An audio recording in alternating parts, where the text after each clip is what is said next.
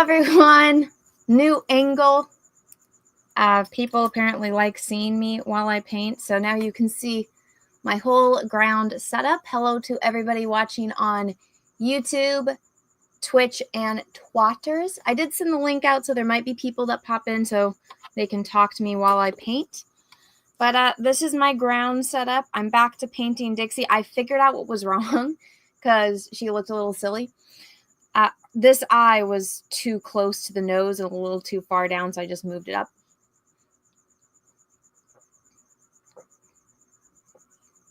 But I think you guys are going to enjoy seeing a lot of the top of my head, hopefully. And working more on my puppy painting. This is Tulip right over here. Little Tulip. My little puppy princess. My little princess. Oh, girl. Aww. Oh, my baby. My little one-eyed weirdo. But okay.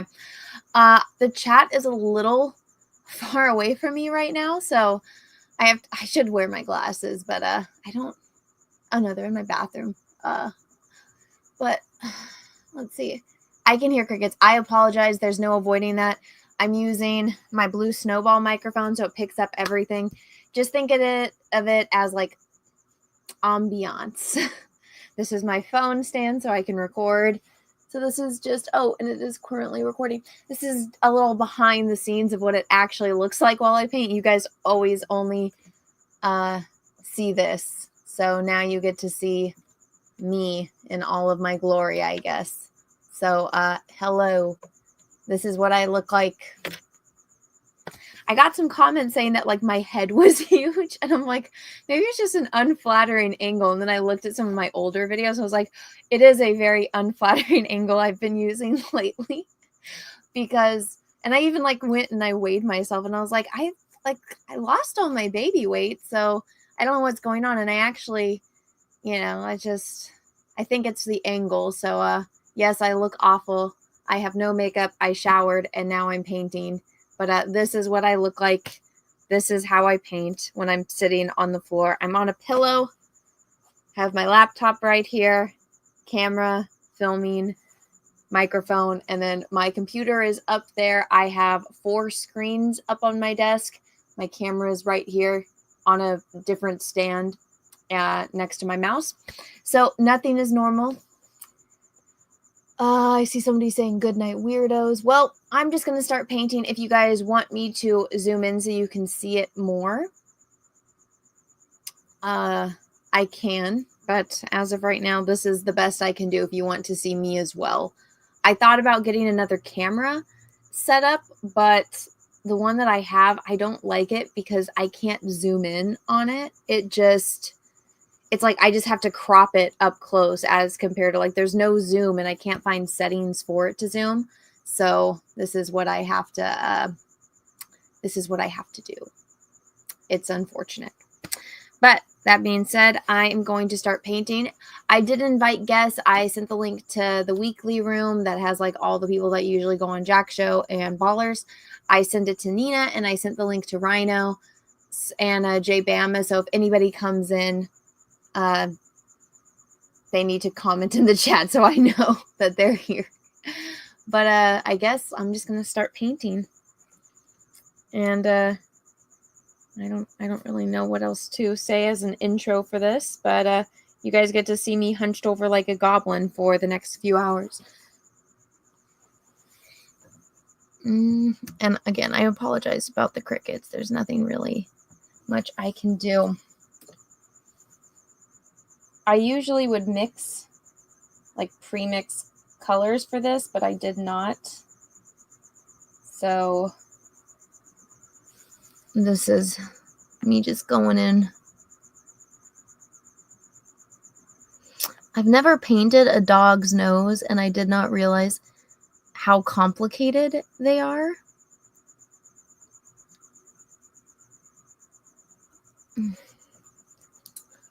And Dixie has like different, like her nose isn't just one solid color. For those that haven't figured it out, this is my dog Dixie. She is an Australian Shepherd. She is a red merle.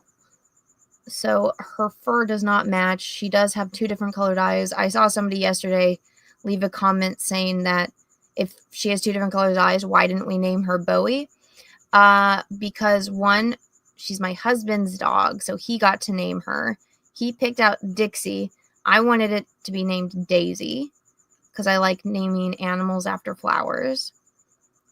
But he picked out Dixie, so her name is Dixie.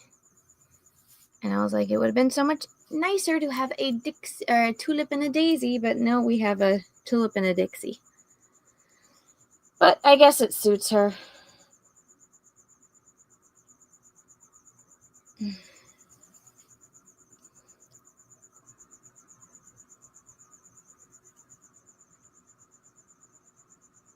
She was the runt of her litter. And so we get asked all the time if she's a mini Aussie, but it's like, no, she's full grown. She was just the runt. So she's kind of smaller. But she's not like, I feel like mini Aussies, they have kind of weird faces. But she's got like a normal Aussie face. She's just like, her face is skinnier. Like some Aussies have like really fat heads, but it's funny. So Dixie's mom was smaller and the dad was like super big, but Dixie looks just like the dad because the mom was like a red, one of the red ones, the red like I think is what they're called. And her dad was the Merle, but the dad was a blue Merle. Actually, I think he had some red in him, but not as much. It was cute when we went to the place. The people that the breeders, they weren't there yet. And so we just like saw one of the little brothers like walk out and I was like, oh my God, there's a little puppy. And Dixie's the runt and you can tell because she's got that kind of like, I need mommy personality. So she basically followed me around like crazy because I was the new mommy. So she's super clingy to me, which is ironic since she's my husband's dog. And Tulip is clingy to Peaches. And I'm like, that's my dog. So, of course, his dog is a mommy's girl and my dog is a daddy's girl. I'm not very amused by it. I get so mad. I'm like, I want Tulip. I want Tulip. And Tulip is like, I don't want you. I want Peaches. I'm like, you little shit. Tulip's such a butt. But yeah. I named my 2000. I can't read it. All right. Well, I have no idea what you just said, but cool.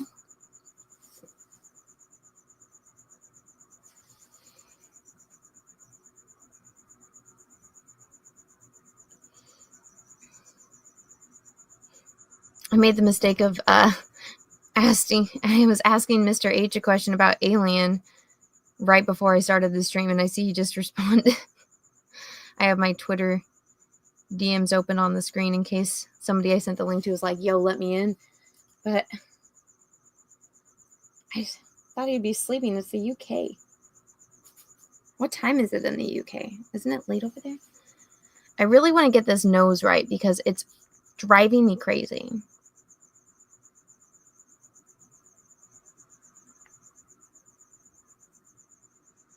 But yeah, I'm watching that new Alien Earth show, and it's really driving me crazy that it's not scary. You're doing an alien show and nothing about it is scary. And it's making me angry.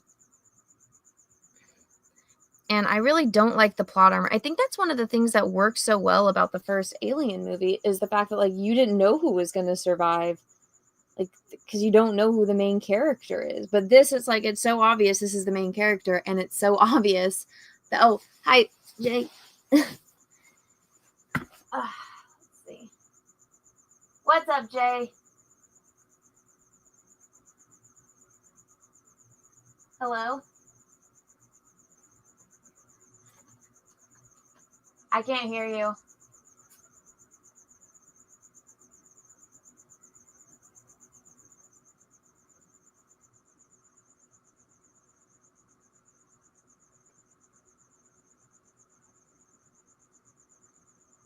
All right. Well, I'll wait. Okay.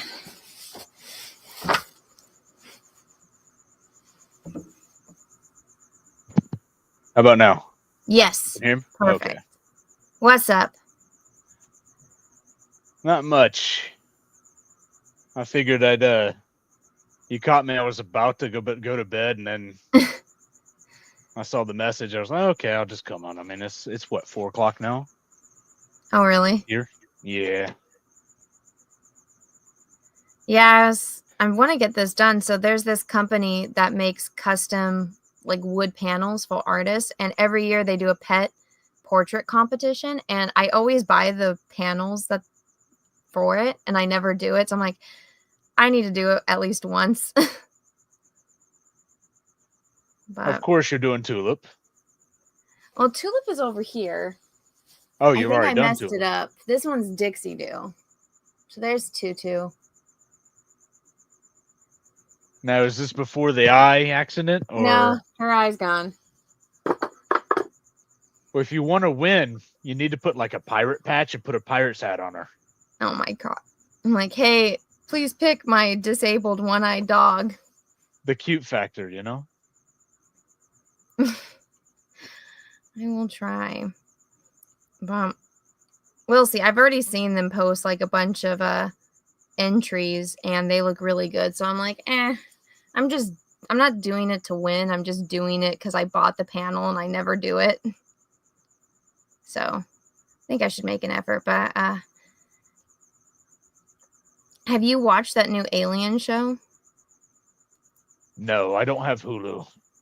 Oh, I well, you haven't. don't need I Hulu. haven't like anything. Like I just lifted my boycott of Disney Oh, once because they of settled. Gina?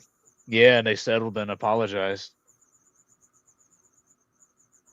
My wife was ecstatic when I told her because she was she was being a good wifey. She respected the boycott. You know, it took no amount of me trying to convince her otherwise. I swear. But now she can watch her shows. No, she's not a, you know, she doesn't really watch that many English shows. I mean, Mm. the only shows she watched here, and she forced me to watch them, was the Kardashians. Oh my god. Yes, it was torture. And I think, yeah, and the show that always come on afterwards. This was during the time of, like, the E, was it E? Was that the channel? E? I think so. Was it E Yeah, or was it it's either TLC? E, it's either one of those, E or TLC or something or other. Bravo, something like that. Mm. Oh yeah, yeah. She watched yeah. Okay, so she watched the gay channels. So she Oh, watched gotcha. E Yeah. and she watched Bravo, and she and so, like, those kind of like fake reality shows she really liked. I mean, she watched the Kardashians because she loved the makeup stuff. Oh, they I did don't get makeup it. on it? No, it's just their makeup was always immaculate, and I'm like, Oh, I see. but you can't stand these women. Yeah, I know, but their makeup's always good and they have good fashion. And I'm like, That is okay. true. I just didn't want to argue with her because I'm like, okay, Mm. she wants me to.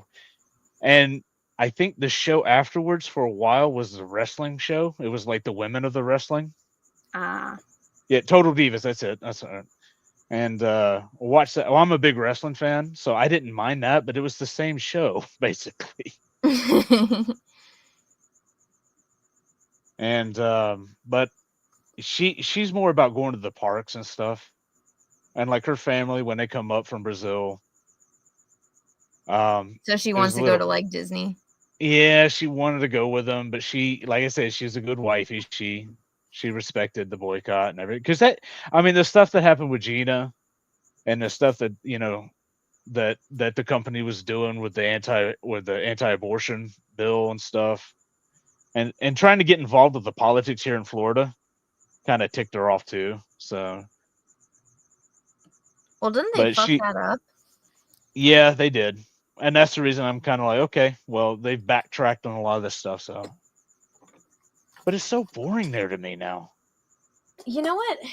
Drunk 3PO was like insistent that we go to Animal Kingdom to ride that Avatar ride, and I didn't know that it was a VR ride. And if I would have known, I would have told him I hate VR rides. I do Like too. I can't get into VR at all. First off, I have, kind of troubled vision.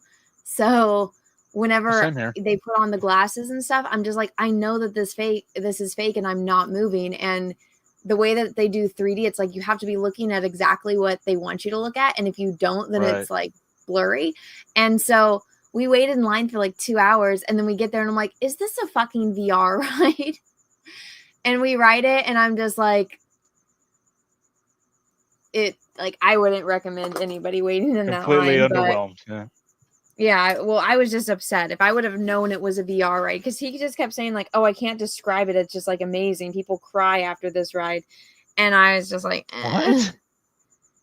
Who cries Yeah, well, I after a guess there's this Disney other ride? YouTuber that went on it, and she like cried because it was so like Fake. amazing and immersive, and I'm like, I I don't do VR rides. Yeah, I mean, my eyes are so like the what's it? I don't know. Like the measurements are so drastically different. I can't do anything 3D or VR. Yeah, it that kind of drives. I'm more of like the classic rides. Like, I mean, Yeah, don't I get me. like roller coasters. I'm not like Yes, the Velocicoaster is fucking awesome, man. yeah, that was the first ride I rode with Cecil. Oh, really? Yeah, Did you yeah, guys we hold hands? no, no, but we got back row. So the first time I rode that ride, which is one of the most intense in the world, I got the back row and about pissed my pants. I'm a front row person. I don't like, I am too. I'm more front. I like seeing where I'm going. but Cecil wanted to be in the back. No, I think it was the first available, and Oh, gotcha. the yeah, because we went through the. See, I can get us the back way now. Um, and I didn't know this at the time because this was my first time at Universal in like 5 years when we went, and so we went through we went through the line with the pores, as John likes to say, and we just happened to look out that the back row was open, so that was what we got. Oh. Then we rode it later. After we no, Ashton didn't meet us till later, but I think my wife came. We went to ride it. I think we may have been up front, but I don't remember exactly. It was a couple of years ago. Yeah, I haven't been there in years, but Well, when I the know peanut gets big enough, you can bring her out. I know, right? But we'll see if she's a little adventure nut, so I think she'll be a roller coaster person. I can get you guys into SeaWorld, no problem. Did he Yeah. fit in the cart? Yeah, Cecil is pretty fat, so. Well, at that time, this was before Juju, but he was in the process. So I think he was less than he is right now. Ah. Because he's getting fat again, which everybody is happy about. Mm. Yeah, he's in a dangerous time right now where he's trying and he's trying, but Juju keeps feeding him and feeding him and feeding him. She doesn't want him to run away from her. I get it. Well, that's an Italian. You know, I think that's a Latina thing. I don't know if that's like strictly Italian because Is she Italian? well, she's a Sicilian and half Oh, Irish, really? I I would think, have never or guessed. Italian. Yeah. Mm. Okay, so what did I miss today that was Shane and Mandy and all them were talking about? What drama is going on? Well, it's the typical drama. That well, I mean, the drama that you talked about on the stream at the end that you were asking about that happened, and then like the Edwin Boyette just counting. Well, first he was like doing the thing with with Shane's with Anatomic, just counting the money and say, oh, it didn't get that many backers today. CG's like, CG is dying every day, Oh yeah. basically. Yeah. And it just seems like the closer, and I told this to Mandy, and she's like, she was agreeing with it. It's the closer we got to the launch of Pitt, more and more retards came out of the darkness. It just was just nonsense. Yeah, everybody that is supposed to be supportive of Dale. Yes. And the useful idiots, and I'm going to call them that, the useful idiots started bringing up the Dungeoneer files again. Oh. And I'm like, guys, this was handled 2 years ago, 2 or 3 years ago. I can't even remember. I mean, it seems like it was like 10 years ago. But well, I'm glad I wasn't on Twitter most of today then, because was that where that was all going on? yeah, Twitter seems to be the battleground. Mm. And now there's even like Ripperverse fans that are joining in with them. So you have a conglomerate, a conglomerate. It's like the Legion of Doom. Yeah. And it's when Ethan's not streaming or Ethan's not really promoting or pushing something. Okay, who's the next target? Oh, it's Mandy. For some reason, Mandy is like public enemy number 2. I think the thing with Mandy is because she's like not a former comic book professional and she's successful, people get bothered by that, and that she's a girl. So it's just like easy to dogpile on. But my whole thing is like they were so mad and because, oh, you guys messed it up and like we want to support Dale, but then it's like, let's sit here and count Dale's money. Like, leave Dale alone. If you guys just, I don't know. It's a bunch of people that I would say, why don't you focus on yourself before you go and criticize somebody else? Well, the amount of, and I said this on Katie's stream Monday, the amount she did a pre-launch for the campaign on her channel, and I said it's like the amount of energy that they're putting in trying to stop and sabotage this. It's like, just imagine if they put that into creating and producing their own materials. Oh, I know. What I thought was funny, though, I saw somebody like complaining that it's like, oh, you can go buy these comics for like $1 on eBay. And I'm like, okay, I collect Fables, like by Bill Willingham. And I have a bunch of the volumes, but at some point I'm like, I just bought those big, gigantic, they're not called omnibuses, they're like continuums. You know what I'm talking about? Mm-hmm.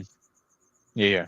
They're like this freaking big. So it's a pain in the ass to read and lug around, but I'm just like, I'd rather save, $40 and buy one than go and have to buy like $12, $20 individual ones. And I'm just like, this isn't like they're creating the wheel. This is this thing that people have done before.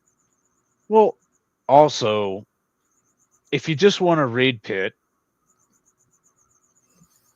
and you're trying to save money, why would you spend $2? Like, I mean, I'm not sitting there like promoting it, but if you just want to read it, like you're not buying like you're buying this book because you like Dale, and this is him getting back into the field, like pretty much full time. You know what I mean? Where he's getting back into producing his IP, and it's getting him back into comics, and if you don't want to support him in that, and you just want to read the story, then go find a story somewhere else. But if you do but spending $2, like it's not a win to do that. Because if they buy it for $2 and they end up like, because they're going to get a crappy copy, it's probably going to have pages ripped or pages stuck together because people are sick. Um, it's stupid. It's a stupid logic to try to convince people not to back the remastered version, basically.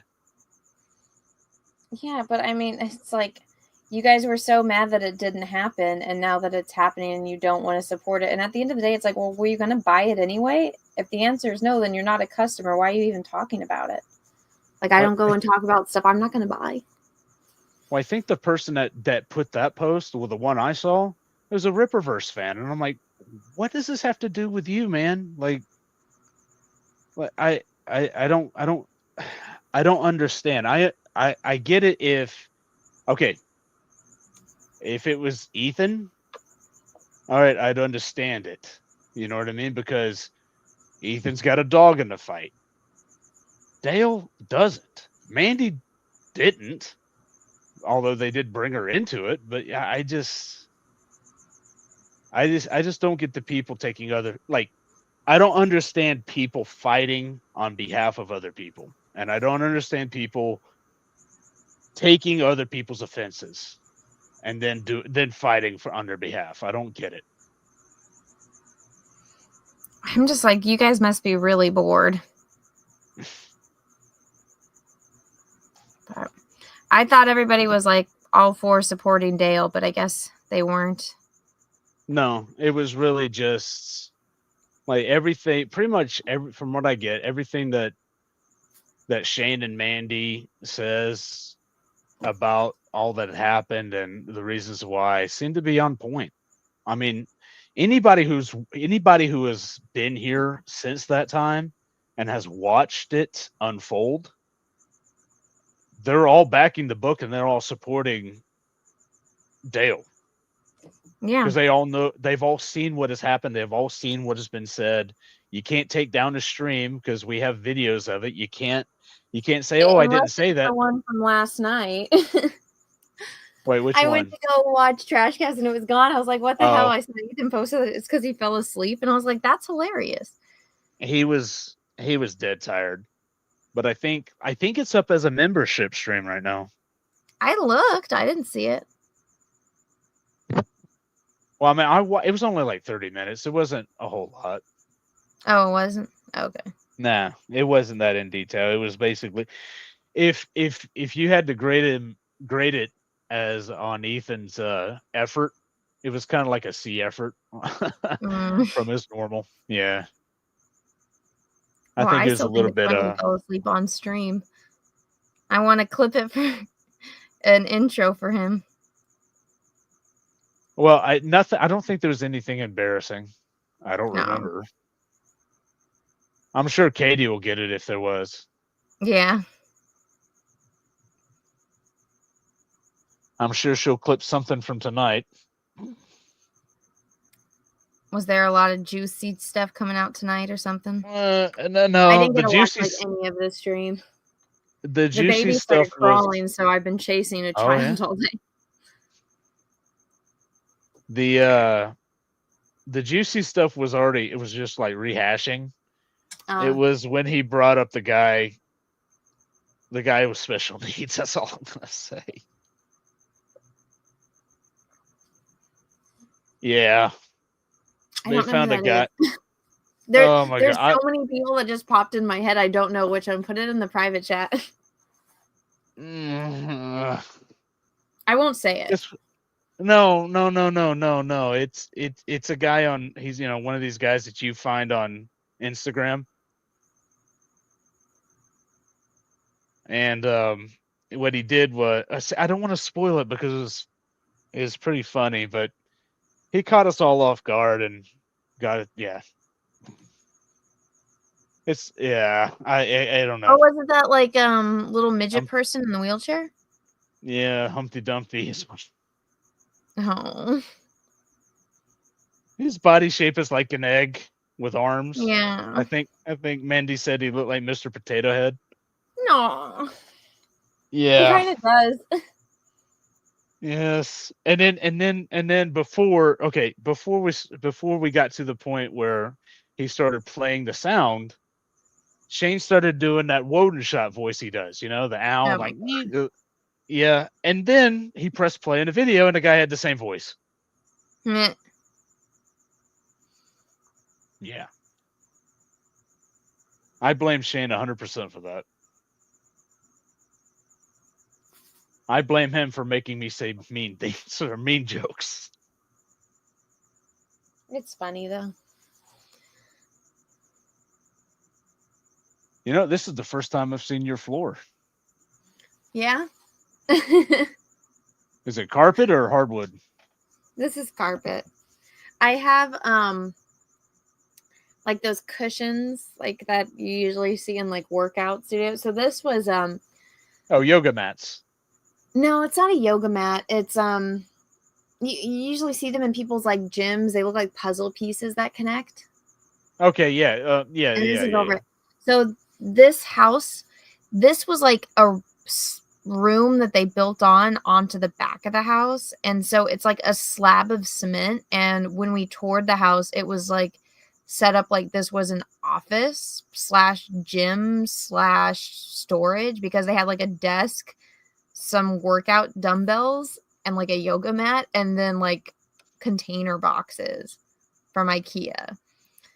And so I was like, well, this works out because it's like attached like behind the laundry room and you have to walk out of the house to get into it. And I'm like, all right, well, that's perfect because if I'm in the house, then Peaches can't have the TV on or talk or make any kind of noise because it'll pick up on the mic. So that's why like we call it the shed attached to the back of the house. So I didn't have any flooring.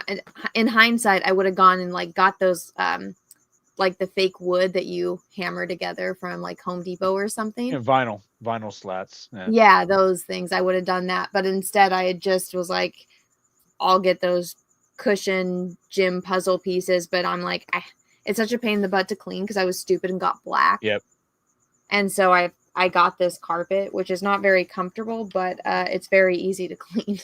Even the color ones, they don't clean very well either.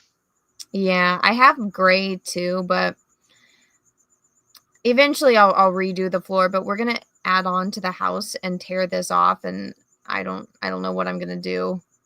Maybe build on another way, but and those aren't that comfortable either. Trust me. No. But I got this rug in particular because if I get paint on it or something, it looks nice. It's like wicker, but it looks very nice on camera, which is and it's thick, so it works for now. But yeah, I don't typically show my floor. Nope. Matter of fact, I don't think I've seen the bottom shelves. Yeah. Maybe you've shown them. I just don't. Yeah, I probably should organize them. These are my omnibuses. This is Star Trek, Star Wars, Art of Disney. There's Billy's book. Got. They make a fortune on that Art of Disney stuff. Oh, I know. It's all. Most of this is from when I was in college. But they have I'm sure they have a store over there in Anaheim where they sell all that stuff. Mosquito. Yeah. I got all of mine on Amazon, or when students would graduate, they would sell the ones that they needed for like class. And then some people actually sent me a lot of them because they saw my collection. But before, when I used to have my desk was like diagonal over here, and you could see it come to a point. There's a mosquito flying around me, but you could see the bottom and see some of my books. But I decided to change it so it's high enough so the baby can't get all the action figures that are right here. For now. Girls are normally like very, like you said, adventurous right around this time. And then they mellow out, about almost turning 3. Right around the time that boys start getting crazy, that's when girls start mellowing out. She is like crawling everywhere, getting into everything, exploring, and I'm just like, you don't want mommy anymore? And she's like, I'm old That's news normal. now. I bet you she loves peaches. We haven't been to the beach in a long time because No, peaches. Peaches oh, for dad. Peaches. Yeah. Yes, she's a daddy's girl, and I'm just like, of course you are. Yeah. That's Story of my life, but it's okay. I love my She'll little come back. baby. She'll come back around, Yeah. and then puberty happens. Eh, Yeah, I know. You got to look forward to it. I am not. My stepdaughter just went through all that, and that was absolute hell. Mm-hmm. I wouldn't wish that upon anyone. She's going into high school now, right? Yeah, she started. She's a freshman. It's so weird. I'm like, I remember when you were 3. Makes you feel old, doesn't it? It does, but I miss it because she was such a sweet little kid, and now it's like, but her Is your mom and mom? the Oh, well, what? yeah, I know all that. that backstory. I was gonna Well, say, no, it's just like I don't know why, but like ever since Peaches and I got married, it's been like significantly worse. that's why. Well, it doesn't make any sense because it's not like they were ever together, you know? Right, but it doesn't matter. That's it. I don't know if it's genetic or something, but yeah, that's the reason. Because I mean, look, I mean, you guys are doing things for. Well, I mean, you to them, you're traditional. You're a trad wife. You know what I mean? Mm-hmm. Like, and so it goes against what they are being forced to accept, or and some of the things for your stepdaughter, what they're trying to implement, it's like the opposite of what they want. Oh yeah, 100%.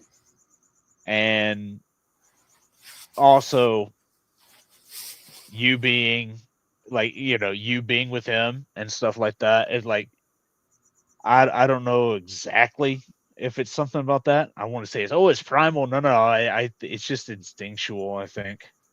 Well, my whole thing is I'm like, you're a lesbian, considering you slept with a man to get a baby, but I'm just like, you guys were never together, you were never in a relationship, but we did like go back, and because when I met her for the first time, we never had any issues, and then we pinpointed it to when she started kind of getting worse was when she started dating this new chick. Hmm.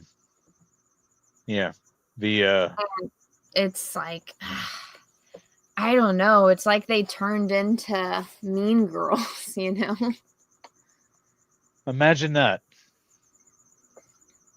I know. And it's like, why Ima- are you fighting or like using a child to fight your battles with me when there's literally no problem? Or at least they're making up stuff to have problems about. But I'm just well, like, if you didn't want to have to deal with like a dude, you should have just gone to a sperm bank, you know, but that would have been yeah. difficult. Well, you can't get citizenship that way. Oh, I'm sorry. Did I I say know. something wrong? I know. Well, the reason I know about that is because I married someone from another country. So, and we have a lot of we know a lot of people that they did that, went that route. Well, I mean, it's not just that. It's like she wouldn't be getting a paycheck every month either, Yep, that too. you know? But,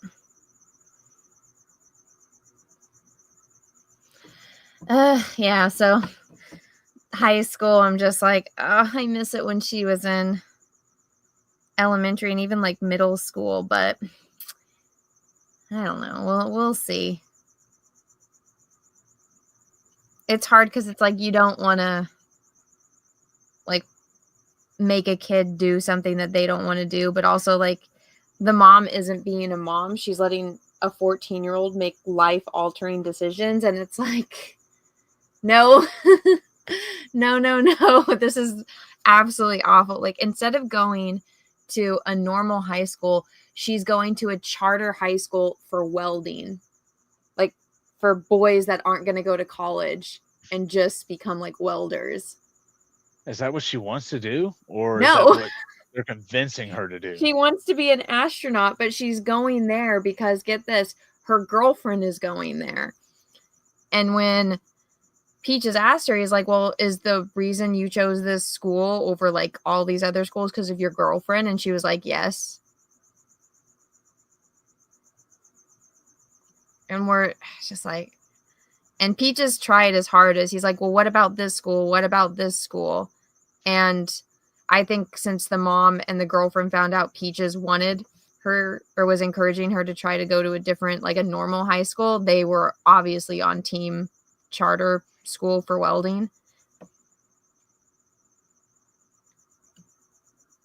So, Well, the good thing is that stuff never works out. So I'm just like, you know, maybe she'll, I don't know. I went to my first college I went to was because of a girl. That didn't work out. So I mean, Yeah. no. Well, I don't necessarily care. I think it's bad that you're letting a child make life-changing decisions, but you shouldn't be making a decision based on a girl or a boy, like unless that's like your spouse or something, you know. Mm-hmm. But Or on feelings, because feelings change. So yeah, no, you should do it because that's best for you. mm-hmm. But whatever. It's unfortunate, but she'll figure we're it on out. your art stream. We're on your art channel. Okay. Yeah, this is my art channel. This is a painting stream. This isn't my main channel. Yeah, you got demonetized on your art channel? Or was that the live No, channel? on my live channel, I got demonetized. So what happened was I've never been paid on that channel. And I've had Right. it. I've had it for, I'm pretty sure since 2019, but I think I got monetized in 2020. So I've had it for over 5 years monetized. And I think over the 5 years, because it's not like I do stuff on that channel really. I just repost my live streams. But I've made Right. over like $1,300 and they've never paid me. And so it's always kind of a pain in the ass to deal with YouTube. So I've just put it off and put it off and put it off. And so finally I was like, all right, I'm just going to contact them. Like I had this long like to-do list and that was on it forever. And I'm like, all right, fine. I'll finally deal with it. So I contacted their support. And when I did that, they said that they had paid me and then they wouldn't prove it. I'm like, well, then you need to show me because I've never received the money. You know, that would show up on a bank statement. You would have sent me a 1099 for taxes, but you never have. And they were like, oh, well, like we have it on our end that we paid you. And I said, well, can you send me the receipts? And they said no. Legally, and they're I'm like, supposed well, to. I've never been paid. And they're like, were you hacked? And I'm like, no, I wasn't hacked. And they're like, well, this account you've received money from. And I'm like, that's my main channel. Like, this is a different channel than that channel. That channel, which they meant my main one. And I'm like, yes, that's the AdSense for my main account. This is my live account. Like, this is a different account. And so basically, they're just trying to get out of paying me. And because I questioned them about them paying me and them claiming that they had when I've never received money from that channel, well, then I come and see that I'm demonetized. And I had been monetized for 5 years. And now they're telling me I have to reapply for monetization, but I don't qualify because I have reused content and unsuitable content. I'm like, well, that's funny that yesterday it was fine. And for 5 years, it's been fine. But now all of a sudden it's reused content. All because I asked to get paid. Yeah, it sounds like they're trying to get out from paying you, and also probably reuse content. So they're saying they just don't want you to get paid twice for the same video. Is that what they're assuming, or? Well, no, I get it because people mirror their channels, and that like because they were trying to say it's not mine. And I'm like, no, this is my content and you have to change it. So I always premiere it again. And because I premiere it, there's a brand new live chat. So it's not the same live chat. Right. So okay. that's technically changed. So New that is content, yeah. changing it. I've altered it because now there's a new chat and there's new comments on it and it's new. And some of it was never even on YouTube. It was on my Twitch channel. And so they're trying to get me for that. And I'm like, again, there's so many channels that have live channels where it's like the main that where they re-upload their live streams, and those are fine. This channel was monetized for years with no problems. So it's just sounds like you better call in the Thunder. Yeah, what's up, Ryan Blue Thunder? You are a lawyer, aren't you? But yeah, but so basically they're claiming that they paid me when there's no evidence. When I ask for evidence, like even a receipt of when they paid me, they will not send it to me. And I'm like, it's never showed up in my account. It's never shown up in my AdSense. I have never gotten paid for this. And you guys basically, you need to pay me. And also you need to remonetize my channel because it was fine for 5 years. And then now all of a sudden you're not doing it. So I know a lawyer in real life, and I asked them about it, and they're like, well, because YouTube, they're so they're so open-ended with what they say that it's like, well, it could mean this, but it also could mean that. And they do that so that way they don't get sued. And also that way it's a loophole for them to get out of things. But I mean, I had memberships on that channel. Like, I don't know if I turned them on or not, but I had the option to have memberships. And I'm like, so people had sent me super chats and during premieres because it set up like a live stream, and I'd earned money over the years on that channel. And I'm just like, they really should, that money got to them and it never got to me. And I know it wasn't that much, but still I'm like, you need to pay me for that. Yeah. But so basically they're telling me now that they can't remonetize my channel and that they are not going to send me receipts that they paid me, and basically that they paid me. And I'm like, well, no, you didn't. You've never paid me. Sounds like your lawyer or an accountant needs to send them a letter saying, hey, we got to pay taxes. Although I'm going to let them know. I haven't emailed them back because I wanted to talk to a lawyer first about it. But basically I'm going to tell them like, hey, I've never been paid. It's never shown up on any of my bank statements or in any tax documentations. So, you need to either provide me those receipts because those bank statements and those tax documents you sent to me were wrong and we need to fix this. And also you need to reinstate my channel because by your own rules, it's changed content. It's not reused content. And I'm going to go and give them a list of all of these channels that have live channels where they re-upload their live streams. Like, why is it okay for them to do it and not for me, Yeah. I don't know anything about this stuff, really. I'm just keeping conversation the most part. Well, no, it's just bullshit, and it's my live channel. So I see how people saying, oh, just start a new one. And I'm like, that doesn't solve the problem. That just gives them another avenue. And then that would mean I would have to go back, re-download. I think I have over 300 live streams up on there. So I would have to go back and over 5 years, download 5 years worth of live streams and then re-upload them. Individually, or can you do it all at once? You can do it all at once, but I don't have the space on my computer. These are like 3 to 7 hour live streams sometimes. Oh yeah. Yeah, but no, I think that it's bullshit. And so one of the things that people are telling me is that you can't have multiple AdSense accounts. And I'm like, okay, well, that even kind of further proves my point because I did create a new AdSense account for that, or your channel is associated with a different, like they have like a different number. So like my main channel's the number starts with like a 6, and then that channel starts with a 2. And so when you log into AdSense, which is how YouTube pays you, it tells you how much you made this month and how much you're going to get paid out. And so, like, if it was adding to that, that's where it would show up. And it's never showed up in my AdSense.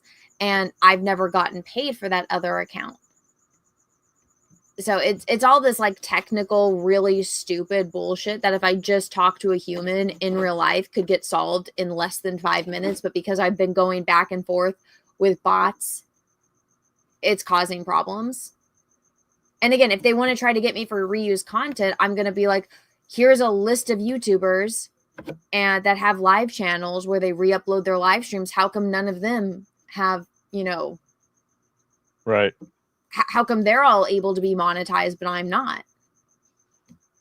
So it's stupid and it's really, really frustrating. And my whole thing, I'm like, it was monetized for 5 years. And the second I asked to get paid, you demonetized me. Have I tried using Rumble? That infuriates me. So many people are like, go on Rumble, go on Rumble. It's like, I have been on Rumble. I've been on Rumble. That's why they brought it up. Since the week it started. So Joseph Wolf reposted this stream. Well, thank you, Joseph Wolf. Yeah, I could do that too. Thanks. I don't even think I posted it, but okay. Yeah, you're not very good at promoting yourself. That's because I kind of want this to be like a chill kind of stream, and I wish it would just do it automatically. I used to have this thing called Nightbot that would do it, but then it kept like spamming the chat, and I didn't like that. But I would get better at it, but I think I'm just like so anxious to start that I don't want to take the extra 30 minutes it would be to like post and take a photo and do all the things. And I don't really like spam. Well, I personally hate spam, so I hate when I'm getting like 1,000 notifications from one person. But makes sense. The CG Kings do it too. Like whenever they have the professionals, I can never find it because they never tweet who when they're live or who's going live. Oh my god, there's like a giant cricket in front of me. Oh, I missed it.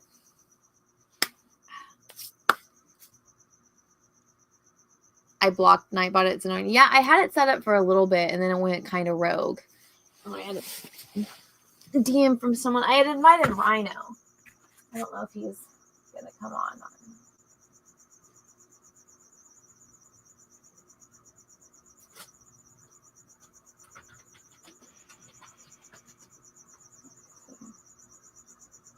Sorry, I'm checking my notifications. Let's see. You're fine. I'm like, I guess I could tweet it out. I guess I could be responsible. But I don't know. People can see I'm live on Twitter. Let's see. But thank you to everybody that's watching. And if you posted it, I appreciate it. I don't know. It seems to be a lot of fun stuff happens when people bring me on their stream. What do you mean? I don't know. Like the first stream, like you brought me on Flashcast when you were hosting, and that was the first Dungeoneer stream. Was it really? Yes, it was. I don't remember. How was that a Dungeoneer stream? Well, that's because it's like you brought me on. It was just you and John on Flashcast, and I was in the bathroom of the hotel. Oh my god! I was sitting on the tub. And I was trying to be. I was like, "Hey, can you guys hear me? Okay?" Yeah. It was like I was trying to be like, trying to like, okay. There and John's just asking me questions like, "Did you go to the castle?" And I'm like, "No, I'm at home. I'm with my wife." And he's like, "Good boy," I'm like, yeah. So, and then the stuff that happened tonight, I'm like, I don't know. I think it happens on every stream except for Katie's. Katie has me on her stream a lot, and nothing ever happens. Nothing crazy. God, I hate the stupid promoter bots. Like, remember how Twitter used to have all porn bots? And now it's like, oh, this person helped me with crypto. Oh. Okay. just See, get I that. never really pay attention to the chat unless I'm on my Oh no, PC. not here. I was going to go retweet something on Twitter to post the stream, and it was that. There we go. I just reposted it. Hey Slick Rick, do you want to be a mod on this channel? You're always here, my dude. I can give you mod powers if you want it. Jay, do you want to be mod? Why not? I'll collect them like cats. Here, comment. I'll make you a mod.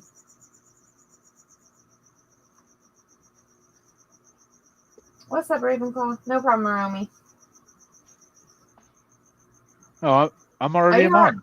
There you go. Yeah. And the funny thing is you notice nobody ever accuses me of anything because I don't really do anything with my riches. I mean, I tell people to post links and stuff. It's just because I'm always either on my phone or on my iPad. So Here we go. All right, Jeremy Bird's your mod too. Also, thank you for being a member of the channel. oh, Maromi's here. How you doing, man? Yeah. He was at MegaCon, I think, with us. Yeah. He passed out. Oh no, that was whatchamacallit? What was that one? Anime Montessori. Okay. Yeah, no, he was with us because Southern Cecil drove Oh me and yeah, my Southern wife. Cecil. Yeah. Yeah. We rode in a truck to the Japanese restaurant, and they were begging you to go eat. I don't know. Okay, so here's the thing. I don't eat Asian food, and anytime I go out of fucking state, where does everybody take me? Not to a steakhouse, not for tacos. Let's go to a fucking Asian restaurant. And I don't know how Hibachi. many times I have said to people, I don't eat Asian food. I don't eat from the continent of Asia unless it's mochi. But they didn't take me to Japanese food. They took me to an Asia. Was that Japanese food? It was hibachi. Is that So it's Japanese? teppanyaki. Okay. Yeah. Well, I didn't see Where no they cook in mochi. front of you. But they just kept asking me. They're like, nobody asked me where I wanted to go. That drives me crazy. Like when I went to Texas, I was expecting to get Texas food. They're like, where does I end up getting taken? A fucking Korean place. And I'm like, I can't eat here. Wait, Korean barbecue? That's basically just steak No. you cook It yourself, wasn't right? Korean barbecue. It was like, I don't know, some like the girl that was with us, because I went with this is when I went on like that show that's on the Blaze, or the one that's no longer exists. The one The with Sydney divorced Watson and couple. Elijah. They Do were you know what I'm married, talking right? about? Huh? Were they married? No, they weren't married. No, You this Are is Here, different. back when that show used to exist.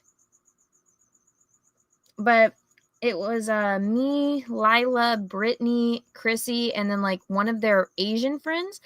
And I thought we were gonna go like out to like a Texas restaurant, and instead they're like some hole in the wall Asian place. And we sit down, and I'm like, you guys know I don't eat Asian food. And then the one friend's like, oh, no, just get this. I tasted it, and I've never spit something out so fast in my life. So, wow. And then like I told them I didn't want it and to send it back, because I'm like, I told you guys so many times I don't eat Asian food. And I'm picky, and I don't think I like ate anything. And then I asked for like alcohol, and they brought me a glass of water. And I'm just so, yeah, when we went out there and they were trying to get me to eat, remember, like they kept coming out. They're like, what do you want? I'm like, I don't want anything. I want Asian food. But yeah, you stayed out with me and my wife, and Southern Cecil just talked for like 2 hours while they were eating, and like one by one they were sending someone out to come get you. I don't think people understand the dislike I have for Asian food. No offense, well, I'll remember Asian that. people. No, steakhouses, great.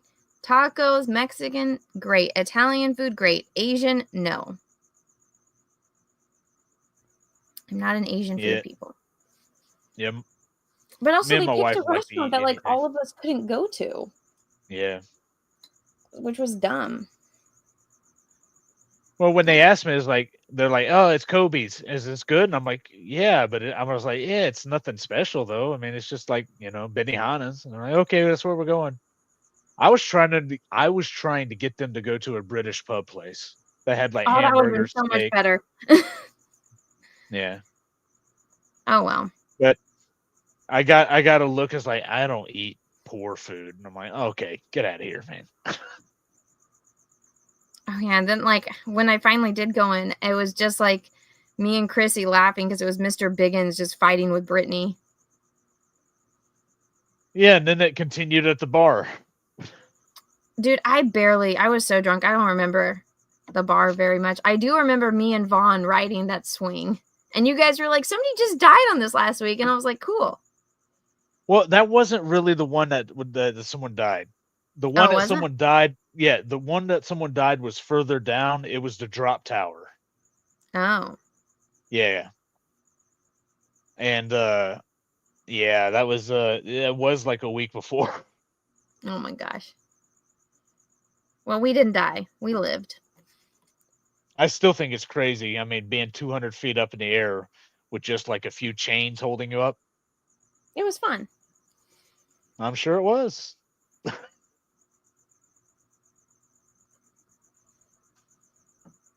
like that. But did you die? No.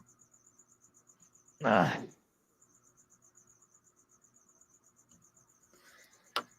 I know Flash wants a bunch of us to go out to MegaCon next year, and I'm just like, no.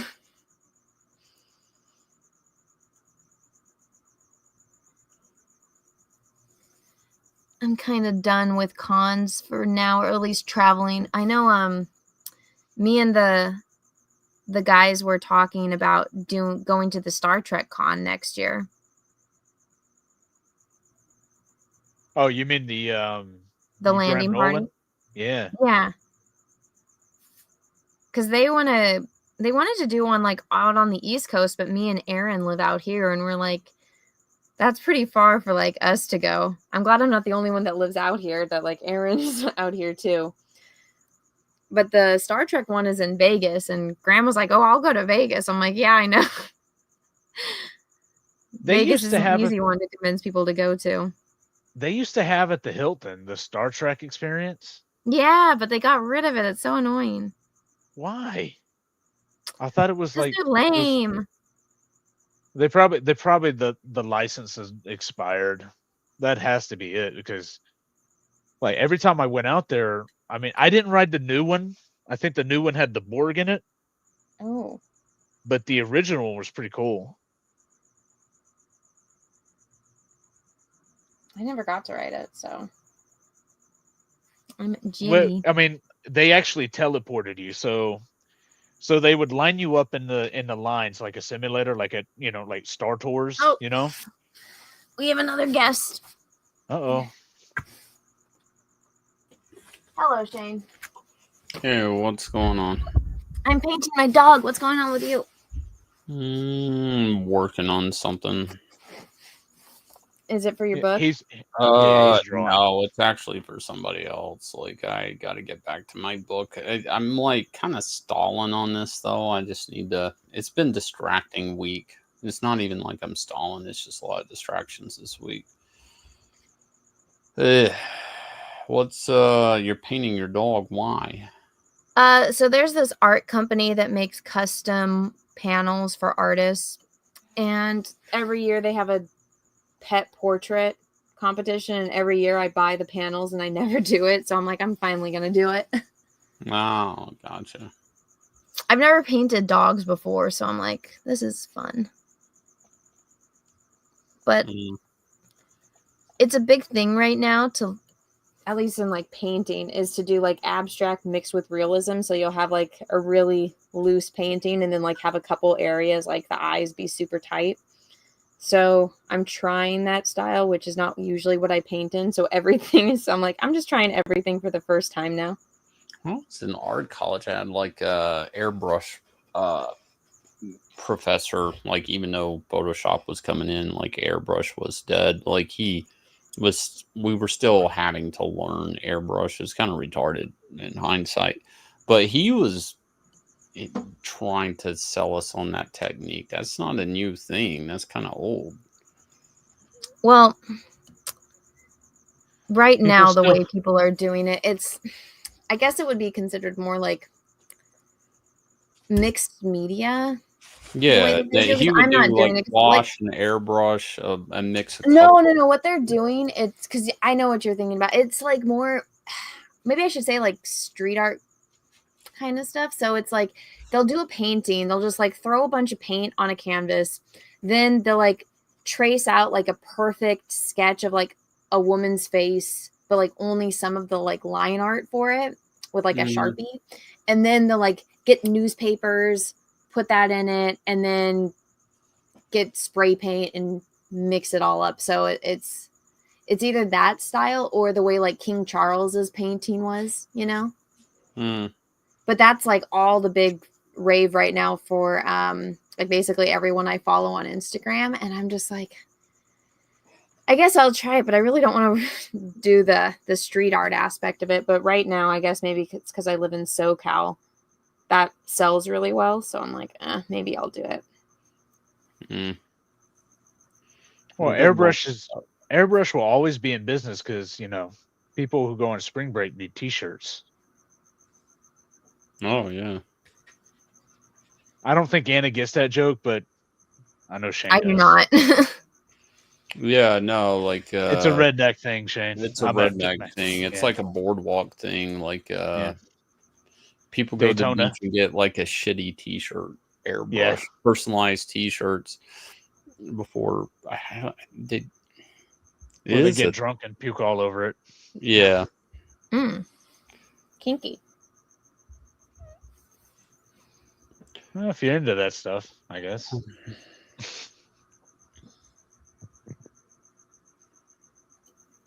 Can you show what you're drawing, Shane? No, I don't want to. I don't even know if I can, but even if I'm kind of struggling right now on a part of it. So I'm like debating it. Like, and I also stepped away from it, like I had to do something else. And dude, if I step away from a piece mid-piece, it's like really hard for me to get back into it. So I'm like, what do I think about this arm? What do I think about this shoulder? Where was I at before? Type thing. It's a complicated pose, although it shouldn't be that complicated. It's simple to look at, but it's kind of like I'm making sure everything lines up before I commit to inking everything. I thought you didn't ink yourself. I have been on covers. I don't know why. I probably need to stop, but I keep telling myself I'll get through it faster if I half pencil it and then you do the rest, but it's kind of a lie. I probably end up spending the same or more time. So, I don't know. It's a bit of a lie.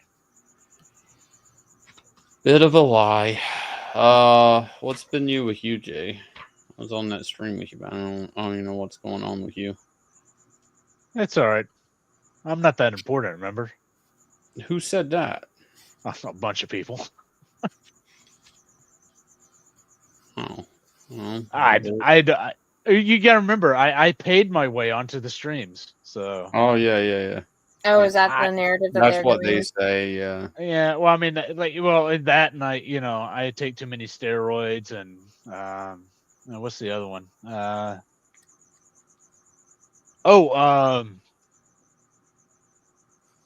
Me and Katie are in a relationship. That was one. Oh. Yeah. Yeah. Congratulations. Yeah, I guess, I mean, it's good for her, I guess. I guess that wasn't that funny. All right.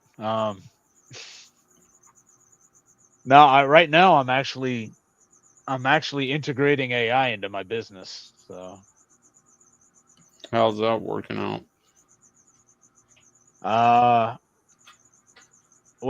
according to all the back tests I've been doing with the AI, it's going to work out really well. So, fingers crossed, I guess.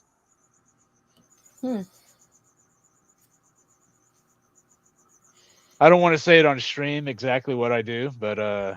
Oh, no, Yeah. you're fine. That's fine. That's fine.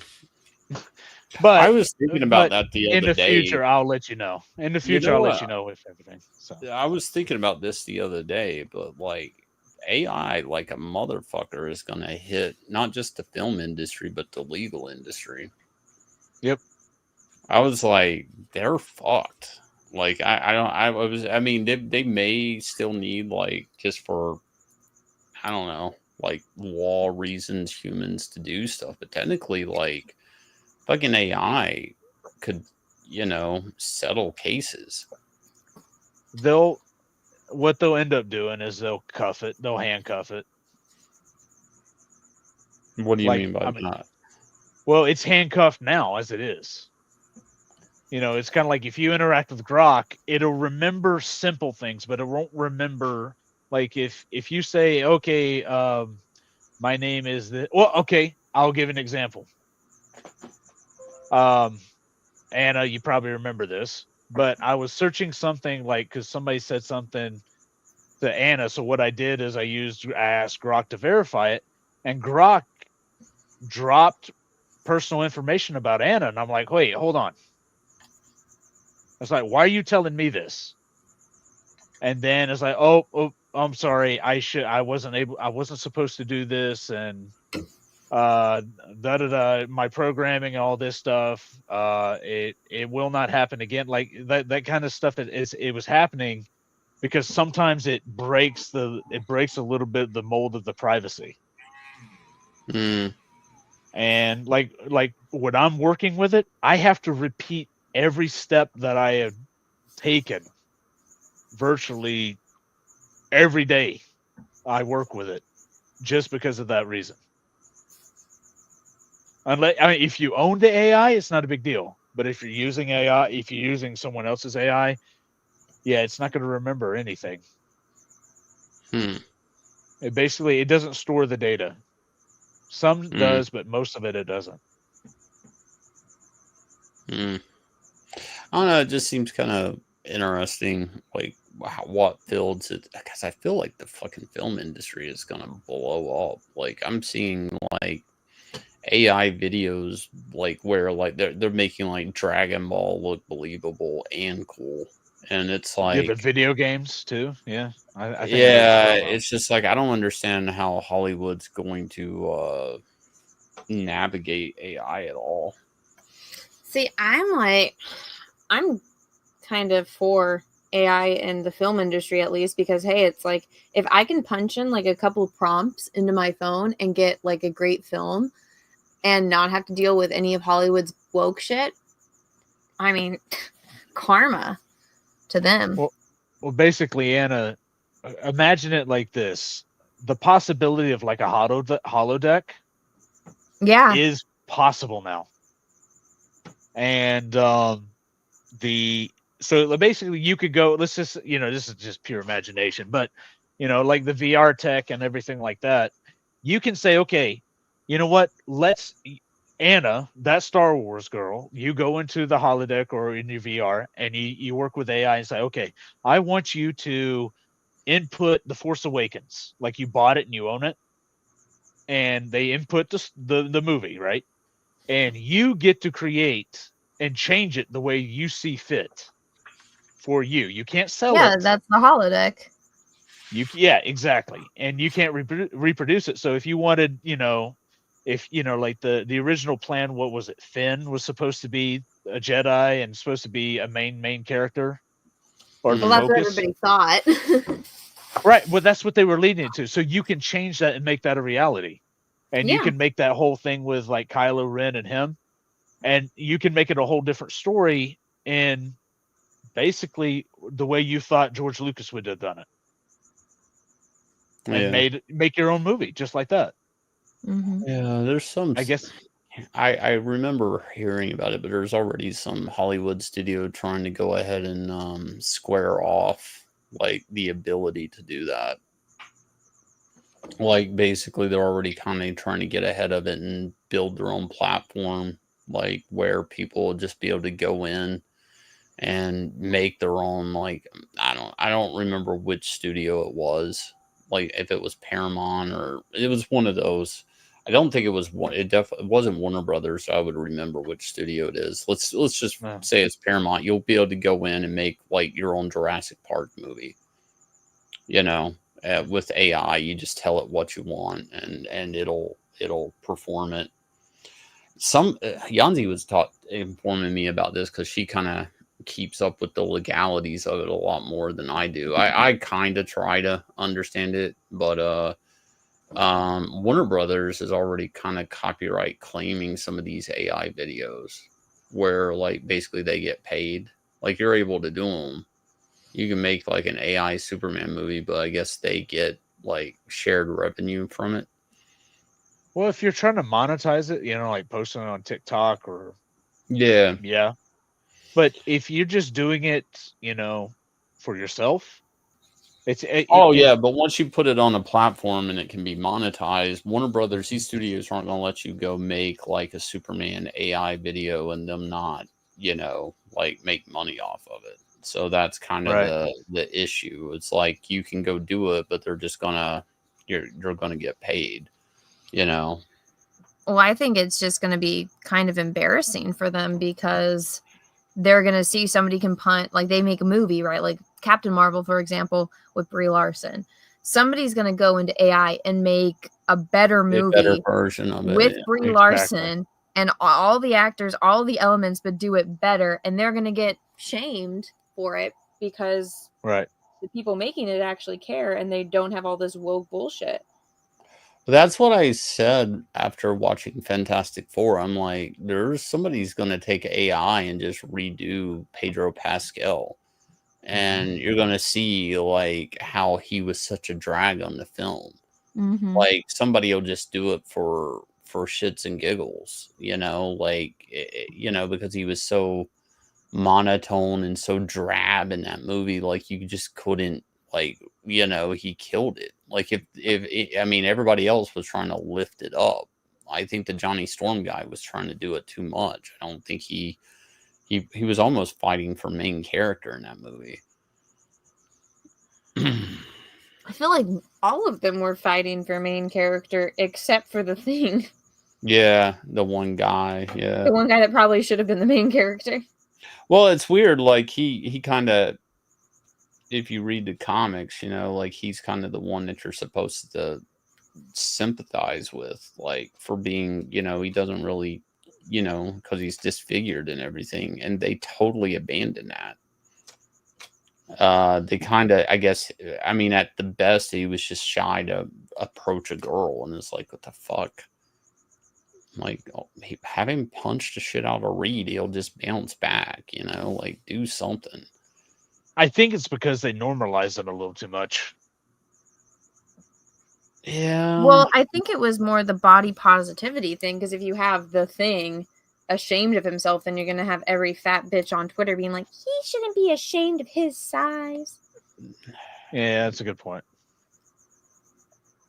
Yeah, it just didn't make sense. Like they were merchandising him in the film. Like that part I liked, but then at the same time, like how is he recognizably the merchandisable character of the team because of the way he looks, but nobody's going to have a conversation that Reed fucked his looks up. Like, like it just didn't make it. It was like a missing puzzle piece to the whole thing.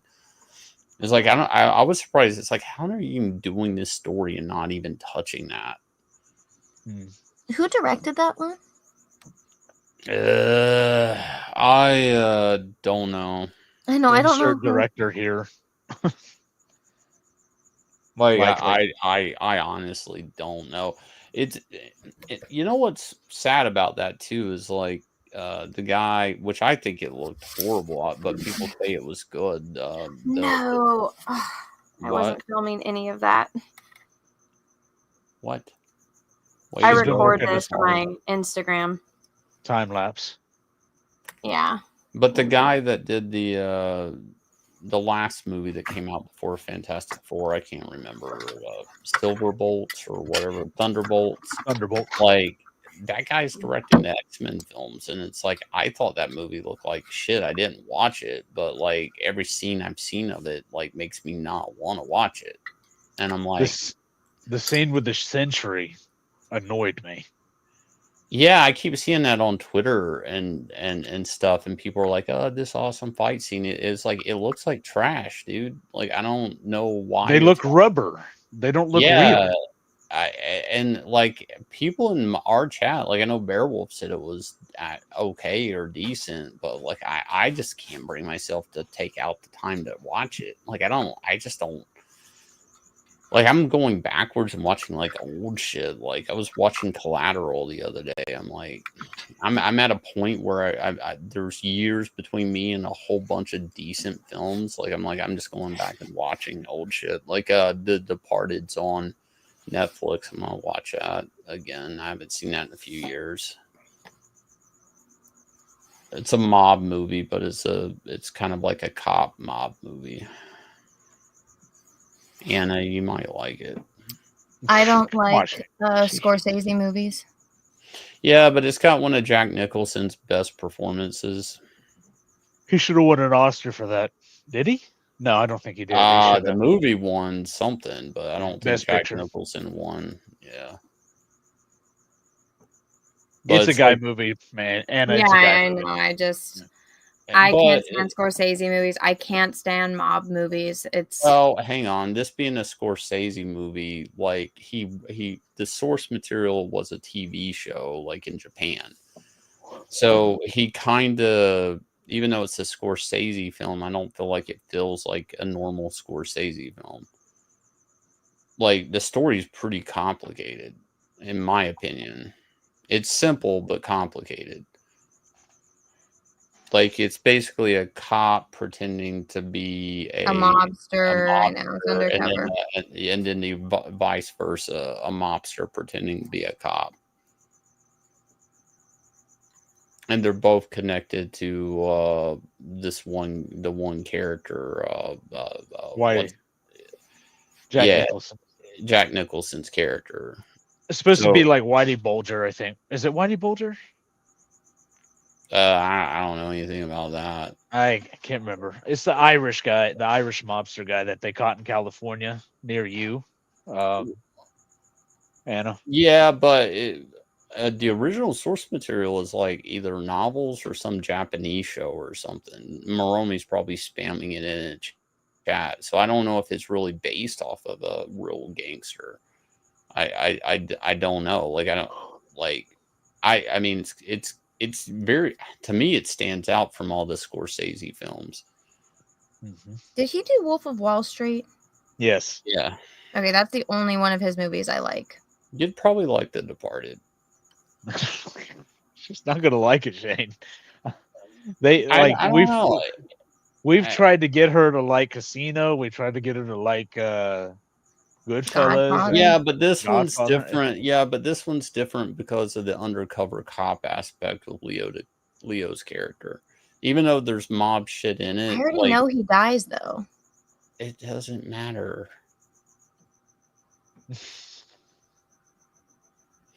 Anyways, that's the part that kind of makes it cool, is like the cop stuff. It makes it different from, because all mob movies are kind of just from the mob's viewpoint, but you actually see, like, I guess, the cop's viewpoint. Well, the hero in the movie is the cop, so that's pretty different in his movies. Well, I know about the like iconic elevator scene. That's about it. There's a lot of good scenes, and I don't even know what happened in the elevator scene. That's where he kills them. Oh, he kills in the elevator. That's what I like. Somebody's opening up an elevator, and then somebody gets shot. Because it's Marky Mark and Leo, right? Am I correct? Oh no, that's not the elevator. He walks into his apartment. Oh, okay. Yeah. And I'm thinking of a different elevator scene.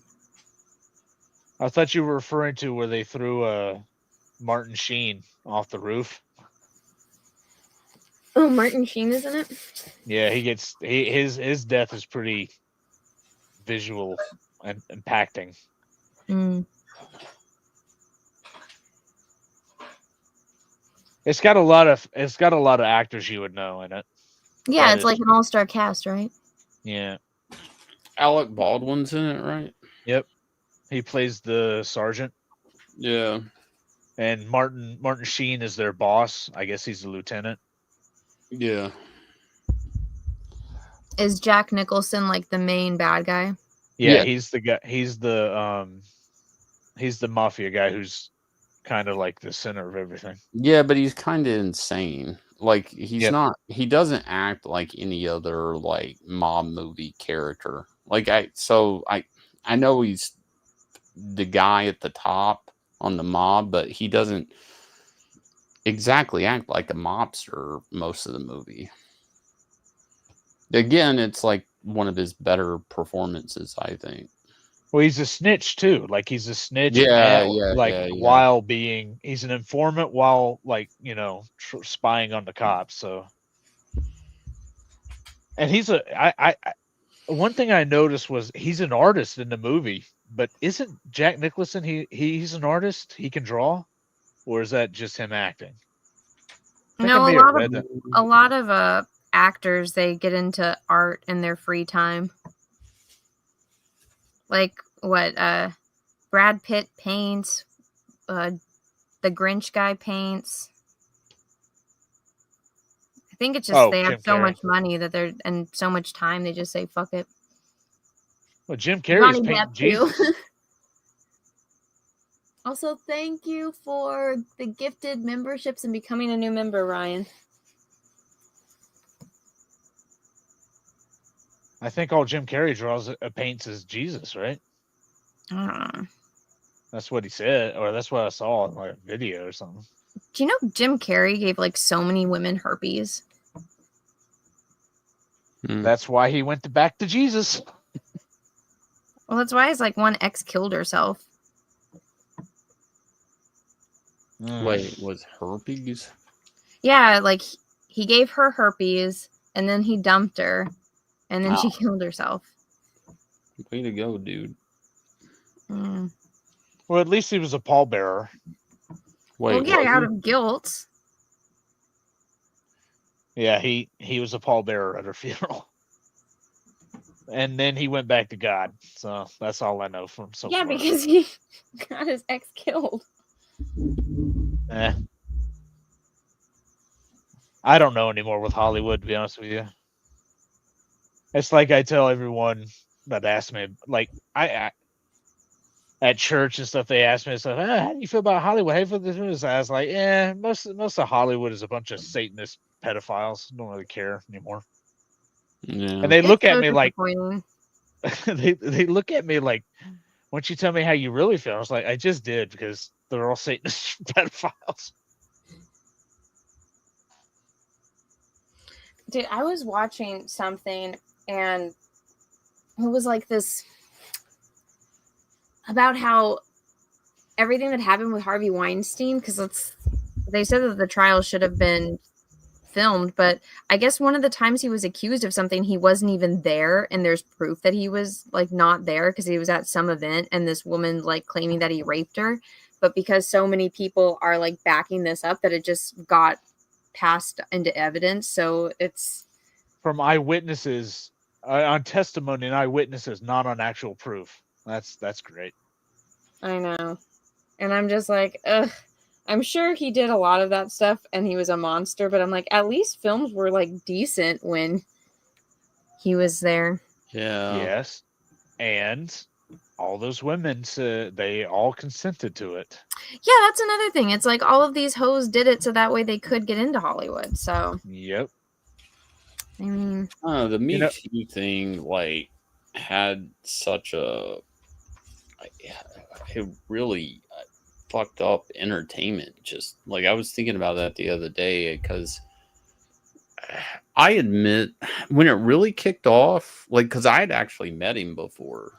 Was it Chris Hardwick? Did he rape you? Yeah, it's Hardwick. No, why? What the fuck does the Did he fuck? slip you something in your drink, Shane? Why would you ask me that? What do you mean? Why would I ask you that? The guy that's famous for raping people, me asking you? No, if he did that. never raped. No, anybody. Hardwick, the Nerdist guy, right? The Nerdist guy. He never. No, raped I was anybody. asking about Harvey because you said you met him. No, I said No. Chris Hardwick. Oh, I'm sorry. Chris Hardwick. Yeah. He was the guy that worked at Nerdist. And also, Web Soup, was that his show? Well, he did the only other maybe maybe he did, but he also did the whole Talking Dead show. Yep. You know, and he used to do a lot of San Diego Comic-Con mediator, not moderator, not mediator, moderator jobs. So he was all into the geek culture stuff, and his girlfriend like canceled him, and I was like, fuck, you know, or ex-girlfriend is what it was. You know, it was his ex-girlfriend because he was marrying like this other chick, or did get married to this other chick who happened to be super rich. She was part of the Hearst family, which later would service him well as he's going through. He has to get like uncanceled. But that was like one of the first like big cancellations that happened, and nobody cared. Like that dude's life and career was like over in like one weekend on Twitter. Well, he was pretty much, he was a D-lister though, you know, like Weinstein. No, but still, that guy. All right, they had okay. I met him from working at Legendary. And yeah, he was a D-lister, absolutely, but they were still able to cancel a guy that was after one of the #1 TV shows. Yeah, okay. Like on TV, like they were just That able was to. Talking Dead was the big show, yes. Yeah, it was. Well, Walking Dead was the huge show, and it was on right after, and they were able to kill the host of that show, and they retroactively, the Nerdist, the website, took his name off the site. Like, so everybody just started like Stalin wiping this guy off of everything. He was losing these panels. They replaced him with a black woman on the show. And Of course they did. He lucked out by, I guess, his wife being like super rich, you know. Or what family did you say? The Hearst, the newspaper family. Well, anyways, so like they were able to do an investigation to prove that it was all bullshit and that his girlfriend was just a crazy ex, and clear his name, but like the dude was fucking canceled and nobody stopped it, and like the internet just went with it, and it's like, okay, that's just how this works. And then, you know, it snowballed from there. Kind of in a weird way. I mean, he was like, there was a lot of news about that, like his whole thing, like, oh, he was starfishing her is what it was. Like, what the heck does that mean? Is that something so with a butthole? he's in a relationship with this girl, she doesn't want to have sex, and he's metaphorically becoming the starfish, like opening up the clam. Lovely. So awesome. he would cuddle her, and even though she was saying no, she'd finally give in, and she's like, he starfished me into making me have sex. And it was like, okay, these are the rules now. Like, an ex can just fucking get your name like ran through the mud. I mean, he was trending like it was real news. Like, it's like, this fucking guy did all these horrible things. And so the art of seduction and romance is dead.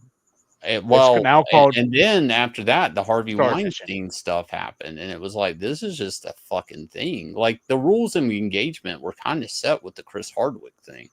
It wasn't until a year or so later in an investigation and money that he was able to prove he didn't do all that stuff, but his name was mud.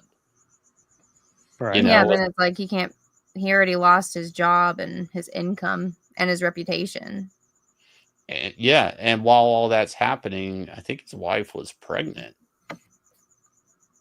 So like now, like, you know, like the girl, like his ex-girlfriend's canceling him because his new wife is having a baby, and the rest of the world's just going along with it. And it's like, so wait, ex-girlfriends could just fucking ruin your life afterwards, and the rest of the internet's going to go along with it. It's, I don't know, man. There was a weird, and a lot of people look past that, but it's like that was okay, and it happened, you know, and it kind of set like the rules for everything that happened after. And I was like, I know people that dumped out of comics and just started working in video games and writing video games because they're like, there's not enough money for me to be canceled. You know, they're like, the comics pay shit. Like, why in the fuck am I gonna ruin my life to be canceled by SJWs one day? And I was thinking about the other day talking to Yanzi, I'm like, there's probably a whole generation of talented comic creators that just would not get in the comics because of cancel culture. Oh, 100%. Yeah, They'll but make their way nobody. back around, though, I think. No, they went on to other fields. No, Like, no, not in comic book industry. I'm talking about in stuff like doing it on their own. oh yeah, well, like in the one case, this guy, I mean, he was, I can't tell you who he is, but I hadn't talked to him in years, and I was in CG, and he kind of messaged me. He's like, "Oh, I didn't die or anything. I just got out of comic." I didn't even mention his name. He was just watching me. And he's like, I just got out of comics because I was afraid of, and I've been doing video games and all this shit because I don't want to be canceled. I was like, that is fucking sad. You know, like, yeah, not saying he was a great writer, but he probably could have been something, you know, better than what's there now.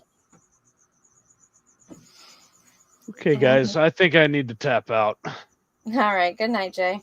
Here, Thanks before for you having go. me. Yeah, well, what's Hold up? on. Here, before you. What do you think of Dixie Do so far? Closer. Oh, thank you for the super chats. DJ, one of your faggy fans blocked me. Cry more, mod. Wow. Now, what kind of cat is Dixie? Australian Shepherd.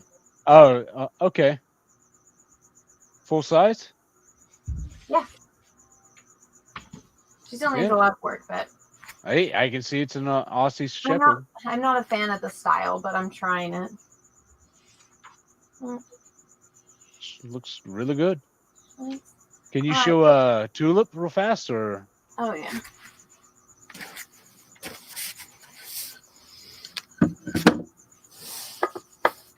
Tulip I messed up on, so that's why I'm not painting it right now. Whoa. See, Tulip looks like she's winking at me. Yeah, that's how they sewed her eyes shut. So everybody, all the kids that see her, they're like, why is she winking? I'm like, she's not. She's one-eyed. I mean, it's better than a gaping hole, but that's what it is. Oh, depends on how you look at it. Yeah. All right. Good night, Jay. All right. Thanks for having me, one. Shane. Thanks for having me on the stream and everything. And y'all have fun. Y'all take care. Later.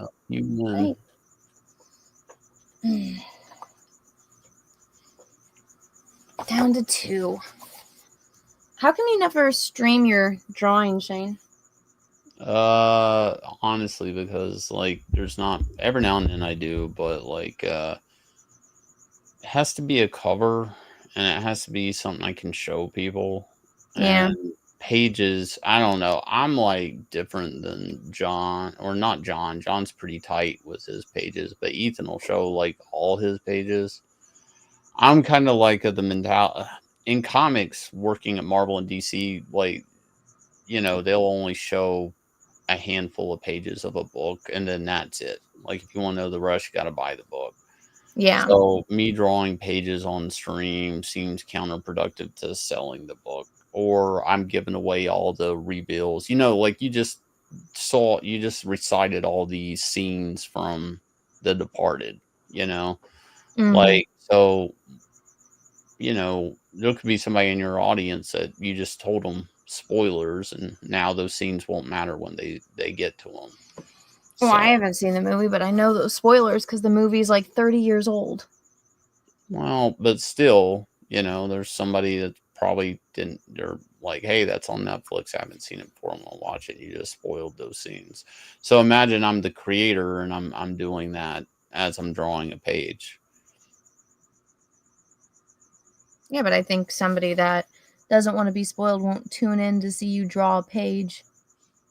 I don't know. Like, to me, like, at least in comics, like page turns, splash page reveals, things like that are a big deal. So if I end up working on, like, I have a couple of pages I'm gonna put in the next update, but they're not like big, flashy, splashy pages. So, and the only reason I'm putting them in there is because I don't want to start giving away too much story stuff.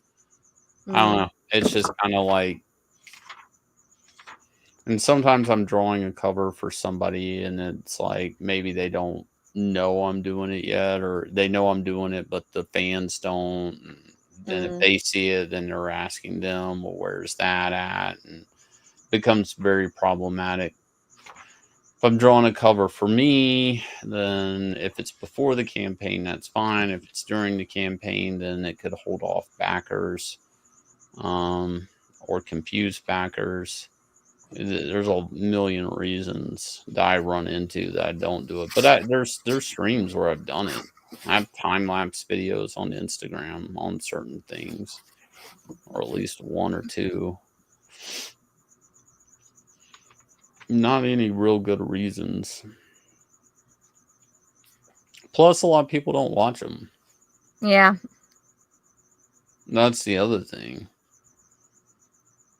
Like, yeah, but people do. Some people would like to see it. But I hear you. I also hate drawing with a camera hanging around my face.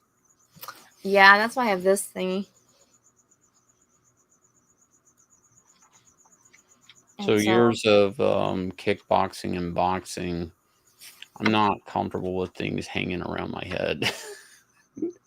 Well, mine's off to the side. I just have it on zoom on my camera.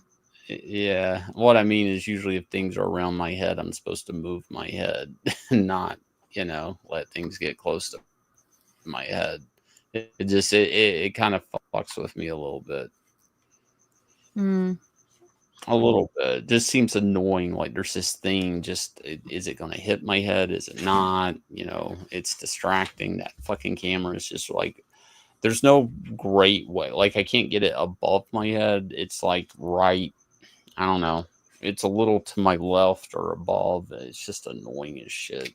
Can't stand it.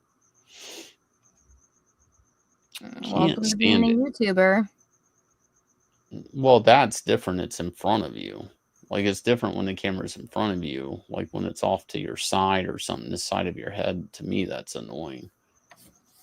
Maybe I just haven't gotten the right setup for it, but whatever. What are you using? Like a camera on a tripod, or is it just? No, it's got an arm, but I mean, for it to shoot down and not see the back of my head, it's like it has to almost be in my peripheral vision to my left or my right, and it's just this hovering thing that feels like it shouldn't be there. Like, I don't know, it just fucks with me.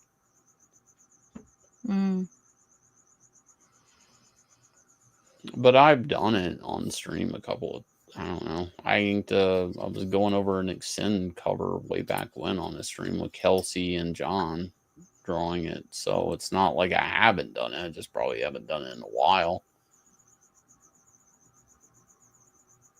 Does it bother you when like lights are off to your side? I don't like overhead light, like at all. Like I don't know like why. Like I don't like overhead indoor lighting. So what do you use for your lights? Lamps that kind of come off the floor, I guess. No. Then you should get one of these things that I have.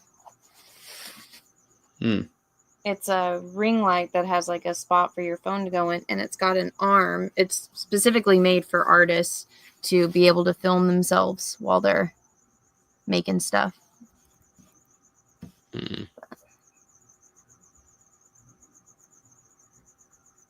But it's great. It's so much better than having like a camera on like a little thing. I'll send you a link to the website. Yeah, I'm not going to click it. I know. You have no motivation, I can tell. I don't know. It's like a lot of my drawing is not all that interesting. Not to you, but I'm sure somebody that wants to would. learn. Yeah, I'm not really wanting to teach people how to draw. What if one day Terry is like, I want to learn how to draw like Daddy, Then I'm gonna teach but her. you're too old to draw? Oh yeah, and I should have these archive videos for my Yes. draw. What if one day your grandkids are like, we want to learn to draw like Grandpa, or however you say it in Mandarin?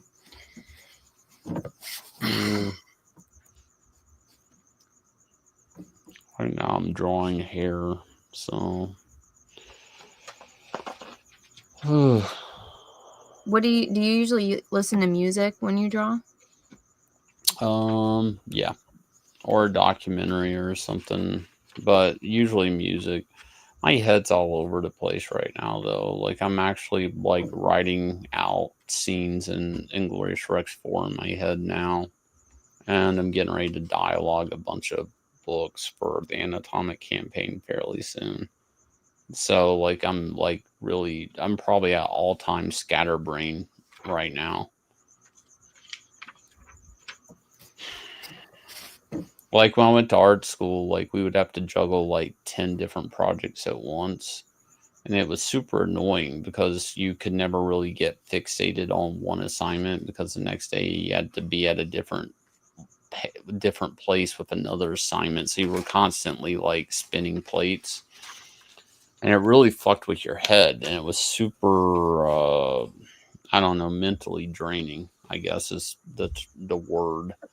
I went to art school. I remember that kind of shit. Yeah. So I feel like right now I'm there, like where I'm juggling 5 different things at once and at different levels, and the writing is completely different than drawing. Sometimes I just wish I could just sit down and draw. Isn't that what you're doing right now? Yeah, but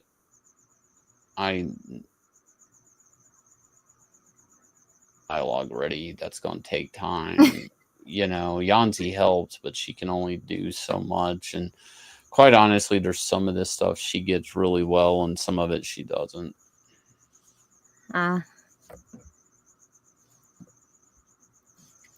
Like, she's really good at some of the some aspects of characters I don't see, like, you know, especially if they're more feminine, but like at the same time she doesn't understand the I don't know, she's good at dialogue, but the dialogue's like 50-50 us, like back and forth, but she's like, I think I'm better at like laying bouncy characters off of one another and laying out like, I don't know how I would explain it, like cause and effect, like payoffs and things like that, where it's like they're there but she doesn't see them and doesn't know how to capitalize on them. Like things that should be really right, like I'm sometimes surprised she doesn't see them.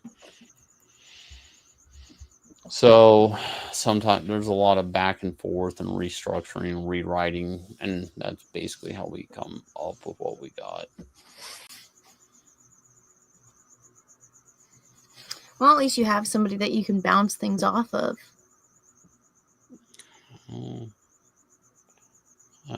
True. But you wouldn't think about a lot of writers that they're only their names on it. They all do.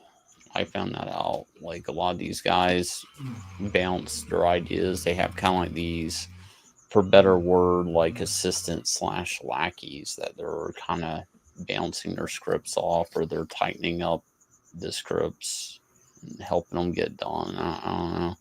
Found that out the hard way in comics. Well, I mean, that makes a lot of sense. I don't think anybody's really just not bouncing ideas off of something or someone. But yeah, no, I'm very fortunate that she's there doing that. I'm trying to remember what it was the other day that was so simple that she didn't get it. I think it was with Anatomic too.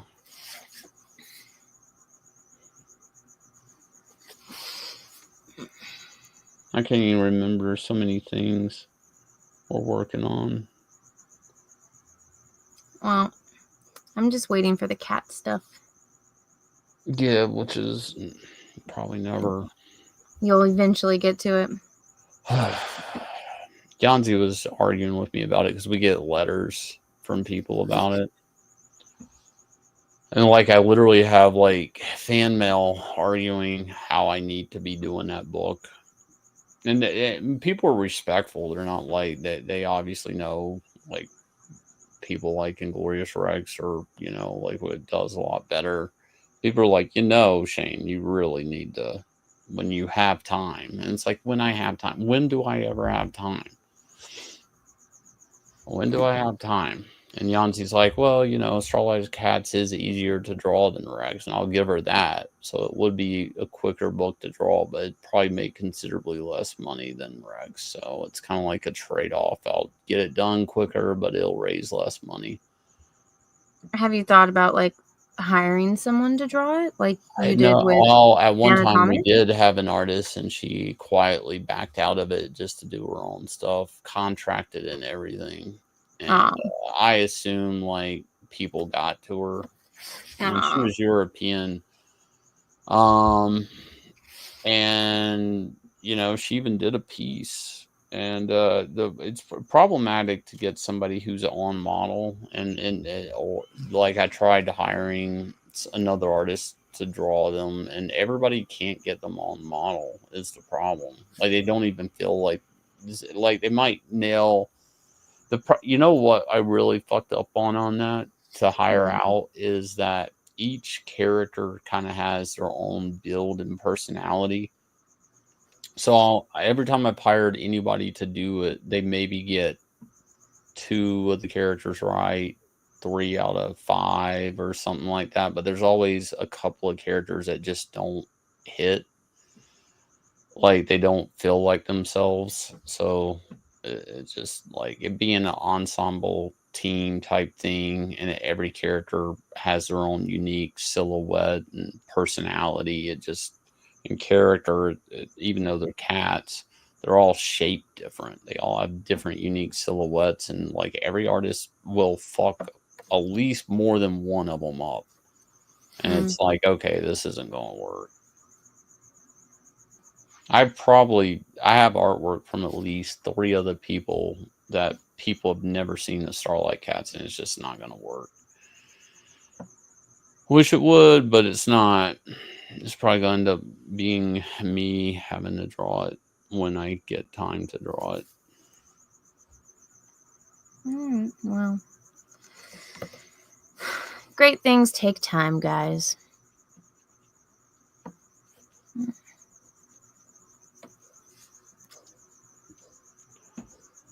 And between the streaming and everything, it's really hard just to get one book done, much less sit here and do 2. So that's the other problem with it. The time? Yeah. There's not enough time. Everybody thinks like you can just do a book and just put it up on the platform and it'll just sell. And it's like, that's not how it works. You have to kind of motivate people to buy, get out here and campaign, be a salesman for your product. Nobody wants to say, hey, there's a lot of work to this. Well, people that know, but people that don't know think it's easy. I hate when people like say, "Oh, you're so talented. It must be so easy." And it's like, no, I took years and years to learn how to do this, and it is not easy. Same thing when it comes to like streaming and then making stuff. But because when you get people complaining about like campaigns, I'm just like, well, half of the time you're just dealing with other people, and once you get your part done, it's like waiting. Like right now, I've sent my stuff in to get my calendar printed months ago, and I'm still waiting for proofs, and I paid for it months ago, and the company I use is really good, but it just takes for fucking ever, man. And I'm like, I'm done with all of my part. I'm just waiting on other people, and it's super frustrating. So, at least with comics, I like to try to, because I had to do it for years, I kind of like keep it running like an assembly line. I want to make sure that's the other thing too. I have inks I need to go over, like, because I still go over inks that Yanzi does, and then I got to get them scanned in and go to the colorist and keep like the production line moving, rather than just be selfish and just sit down and be like, no, I'm just penciling every single page, because then if I'm not doing that, then my colorist isn't getting paid, and I'm just stacking work up for him. So I'm constantly having to manage my time and other people's time, or not manage their time, but make sure they have time to do what they need to do. It's I mean, at the end of the day, it is your product, so I don't want it to look shitty. You know what I mean? Like, I want other people to have enough time to do a good job. that makes sense. I wish I could say this was it was more exciting making books. Ugh, my back hurts. Yeah, I'm probably gonna pop off here because I'm gonna get some sleep. Thanks for popping on, Shane. Yeah. Thanks for popping on earlier. Like, how long are you working on these animal portraits? I'm just trying to do it in like a night. I probably should go to bed. What time is it? 2:50? We're supposed to be doing something tomorrow, but I'm on a night schedule because this is the only time that I can get stuff done is when the baby's sleeping. Yeah. So, I'm like wide awake, but I'm going to be out all day tomorrow. But I'm trying to, I don't know, I've never done a pet portrait. I've never really painted animals before. So, I don't know. Let me ask you your professional opinion, Shane. Mm-hmm. How close to being done do you think this is? Go full screen. And I'm going for loose brush strokes that look realistic from far away, but up close you see the brush strokes. So that is what the hell? That is what I'm going for. That looks pretty done, but there's something wrong with it though. I think it's her nose. But maybe what is wrong with this? I don't, unless you're wanting to just pop the nose out with more of a highlight. I don't know. No, it's misshapen, and I can tell. Looking at it right now on camera, this bottom nostril is wrong. There's something wrong with it though. What's wrong with it, guys? Looks fine to me. Also, I just realized it's supposed to be hanging like this, so I painted it lopsided. Oh well. What do you guys think? Lower mouth, chin needs definition? Yeah, I was gonna wait. So what you can do is you can do glazes, and I was gonna try to do that, but I guess I can go in and add more right there. It's just kind of not high def in the photo. I didn't go out and professionally photograph my dogs. These are like old photos of them. Ryan, thank you for the 20, my dude. Shane and or Anna, would it be an imposition to ask, we can chat later on it, your thoughts on scanners, large enough for 11 by 17, good enough to archive, needed for insurance? You know what, Ryan? They're all like, there isn't like, it's not back in the day. Like pretty much all scanners are pretty decent now. Like, your best bet is to get one of these 11 by 17 copier, printer, fax machine. Well, I guess they're still fax. Whatever. It's all like a one and all type machine. They're all pretty decent. But the trick to buying one of those is you want to get one that doesn't kill you on ink cartridges. Like, get one that honestly, I would recommend going to FedEx. It costs 14 cents to scan on their big scanner, and it looks great. As long as it's a flat thing. If you were if I was to take this painting, you can see it's thick.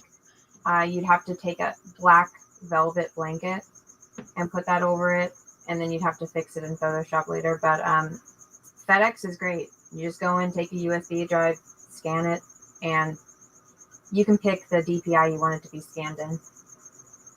But what is wrong with this? It looks fine to me. It's wrong. Very cheap ink. Well, are you looking to print it or are you looking to scan it? He's just wanting a high-res scan or quality scans for insurance, he said. Okay, well, if it's just a scan, I would just go to FedEx. I really think that there's something wrong with it. Maybe because on the camera, maybe because it's flipped. So, I don't know if Ryan's wanting to drive these things around, though. They don't see it. Yeah, it's her nose. There's definitely something wrong with her nose. And yeah, she has 2 different colored eyes. That's very common with Australian Shepherds. And no, David Bowie did not have different colored eyes. His eyes are both blue. One of his pupils was permanently dilated because he got punched in the face with a ring and had to get surgery. So his pupil is dilated, but he does have blue eyes. It just looks like a darker blue because it's the area around. Common misconception. But yeah, her nose is messed up. That's what's driving me crazy. I might have to wait for it to dry though, because I've put on so many layers on it. Yeah, I don't like painting animals. I'm learning right now.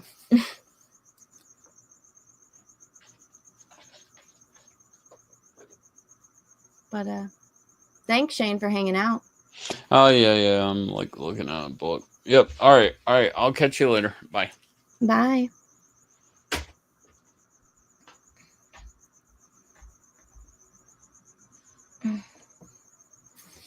All right. I think I know what's going on. Yeah, so I also messed up. So if I were to hang this on the wall, it would be like this. So I definitely messed that up.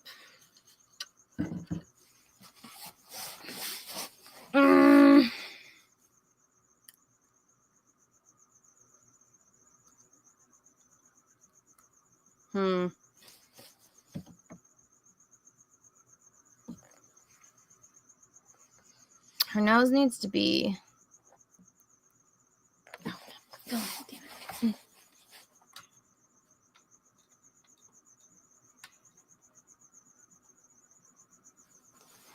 My laptop is going to die soon, so I'm going to paint until it dies.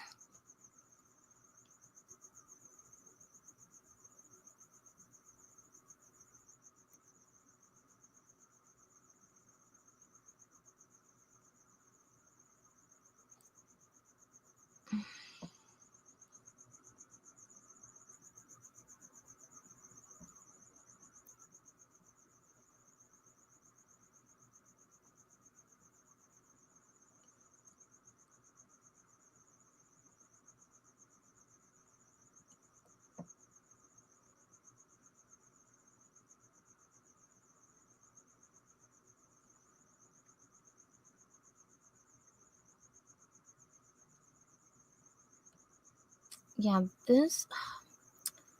It's weird because it's like you can see it around that way.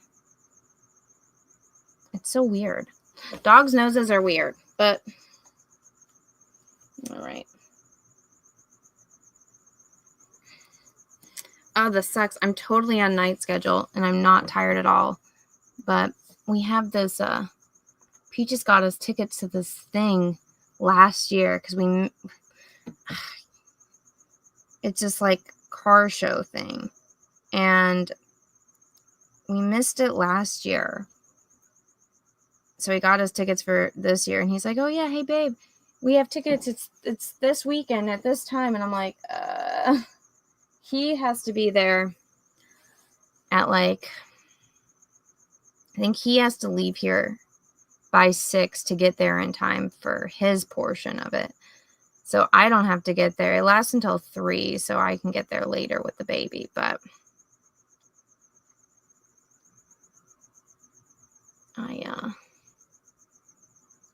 that means I have to wake up and get myself and a baby ready.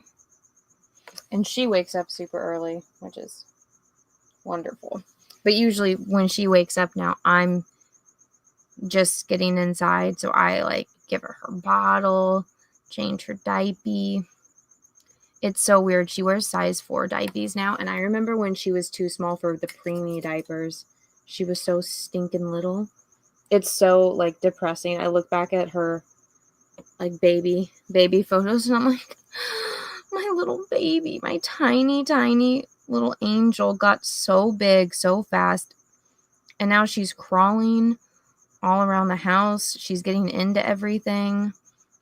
She's Little Miss Independent. And I'm like, you don't want mommy? You don't need mommy anymore? And she's just like escaping. Like all she wants to do whenever I hold her, unless I got milk or she's like really tired and needs a nap, she's like trying to escape just because she wants to go and explore. And I'm like, oh my God.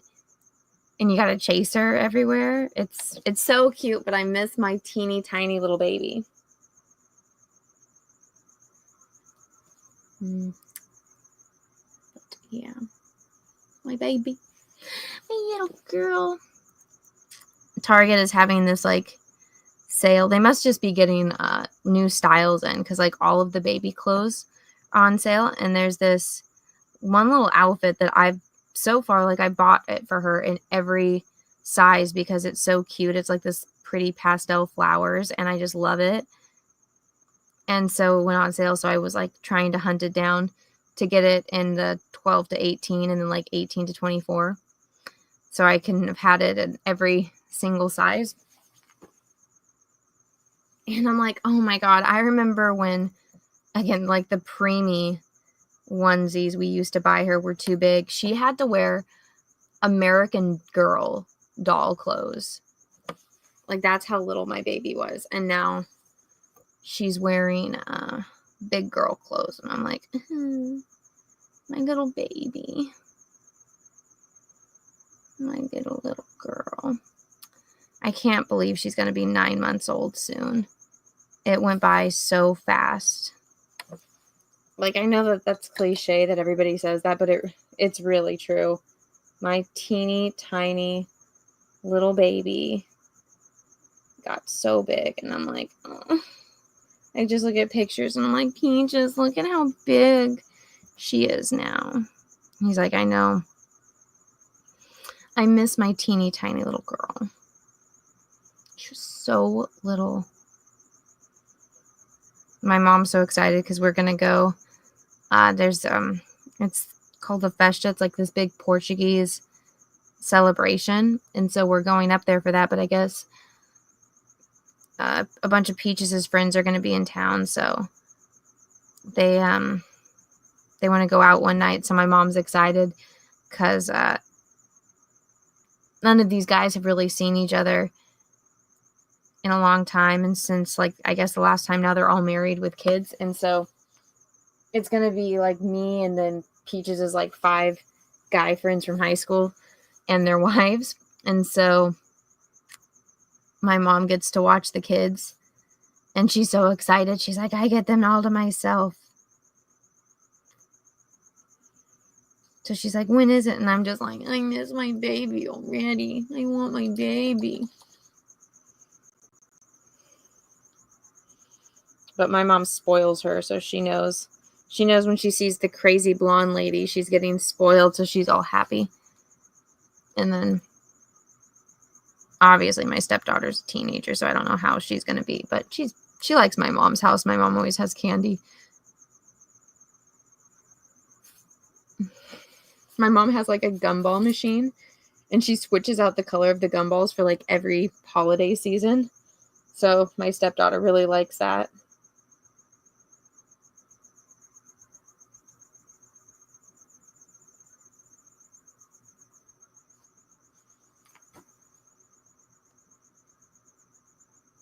So Dixie has like, they call it like a butterfly nose. So like half of it's brown and then there's like pink spots on it. Let's see. But what's up? I see some people are saying new people are joining the chat. So hello.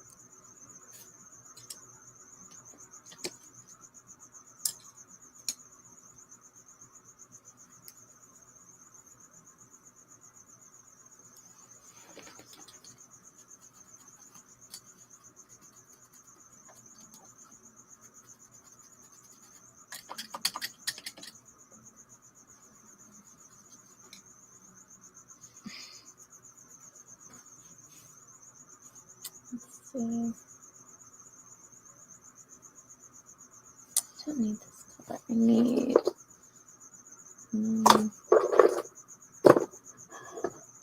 What is that?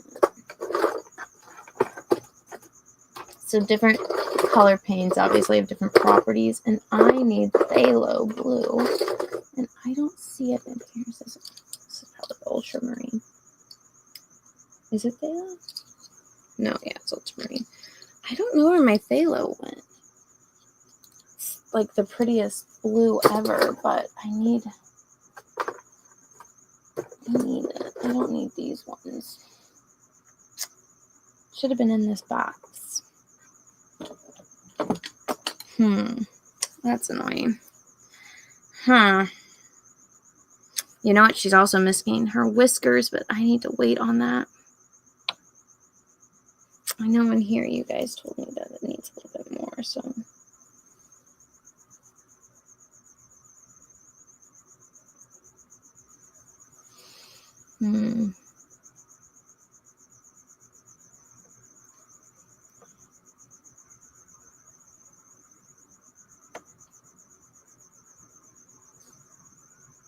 There's not a lot of detail in here in the photo.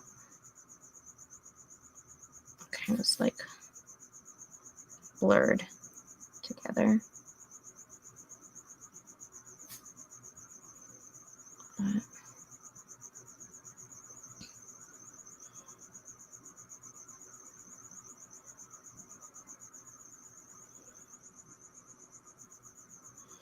I'm going to go over it with a glaze. So when you get certain paint colors, they have like limited opacity.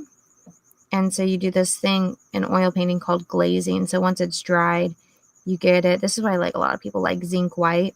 But the problem with zinc white is it will do like a light glaze. That's where you get paintings that are like really hazy looking.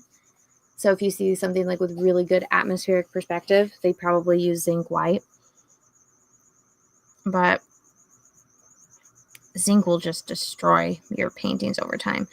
That's why some people are like, oh, how come like these like people were famous, or only these ones, like you only learn about these ones, or how come people only started making things at this time? It's like, well, no, I'm sure that people made art a lot earlier, but it's about the tools that you use on whether or not your art's going to survive. And that's why some things, like kind of like fossils, some things are preserved because, you know, they fell in a tar pit, versus ones that died in like bogs and just completely decomposed and turned into oil, right? So same thing with paint. Sometimes if you use the wrong tools, your stuff isn't going to last. And that's like a really big argument for like expensive art supplies versus cheap art supplies. That's why you find things like that are archivable. That basically means it's not going to disintegrate over time.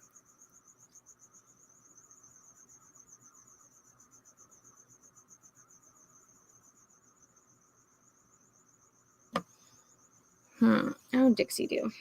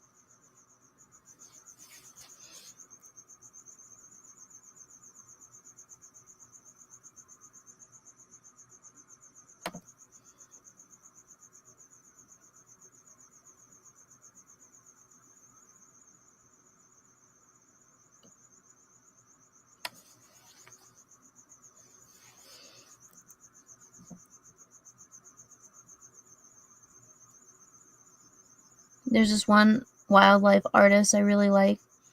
She paints like insane level of detailed paintings, but she only paints like wildlife. So she's like a really talented wildlife artist. But she's doing this, like, she's in Australia, but she's coming to the US to go do paintings in Yellowstone. And she was like talking about how she's going to have this workshop, and she put up the sign up to like book your room, and it is like, I think like 9 days or something.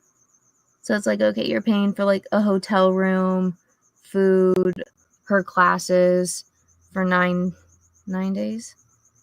And so I was like, all right, it's going to be expensive. But I looked at it and I'm like, oh, hell no. Like, I get it. She needs to make money on this, but I'm just like, no.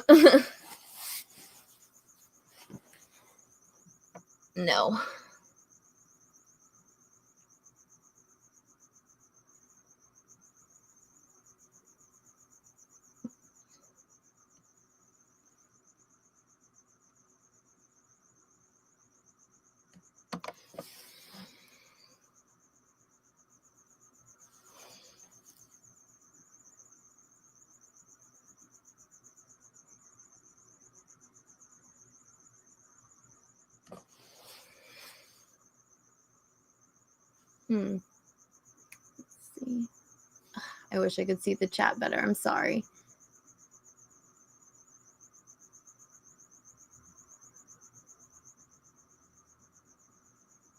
Oh yeah, I'm painting my Aussie.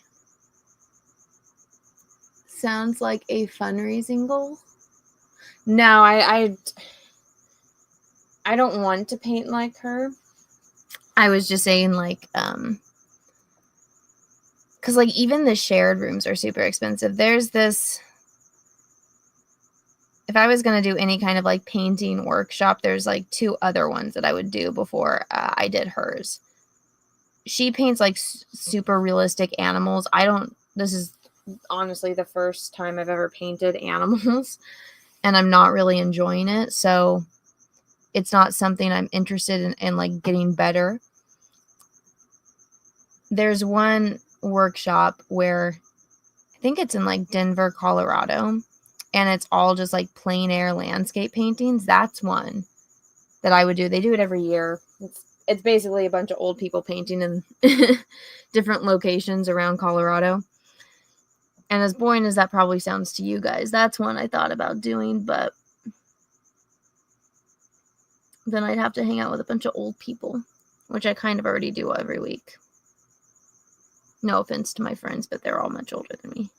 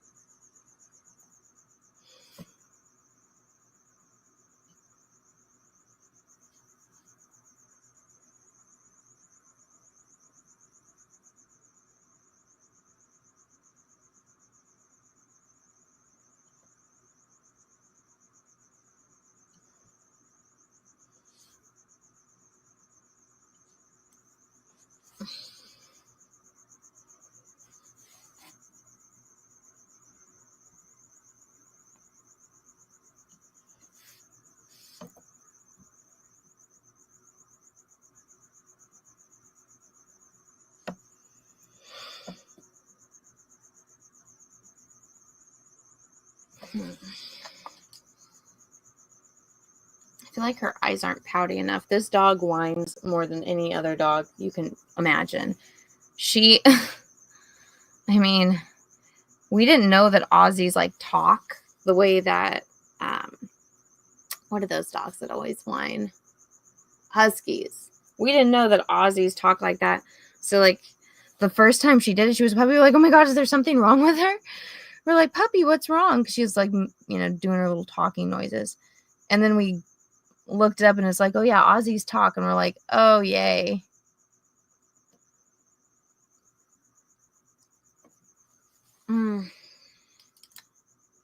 I did not know that. I really wish I had Thalo. Where the hell could it possibly be? Maybe it fell somewhere.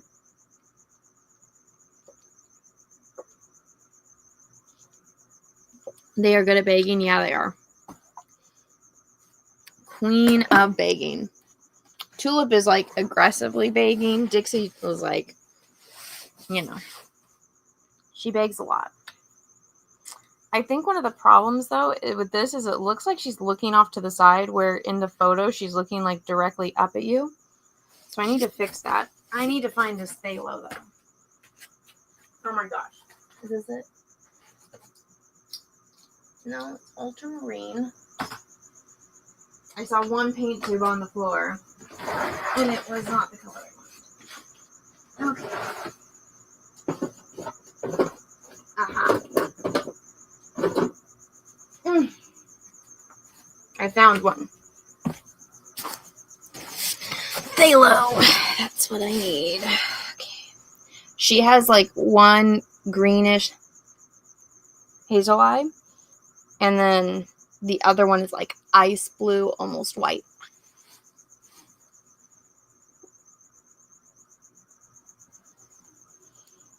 So Thalo will be really pretty.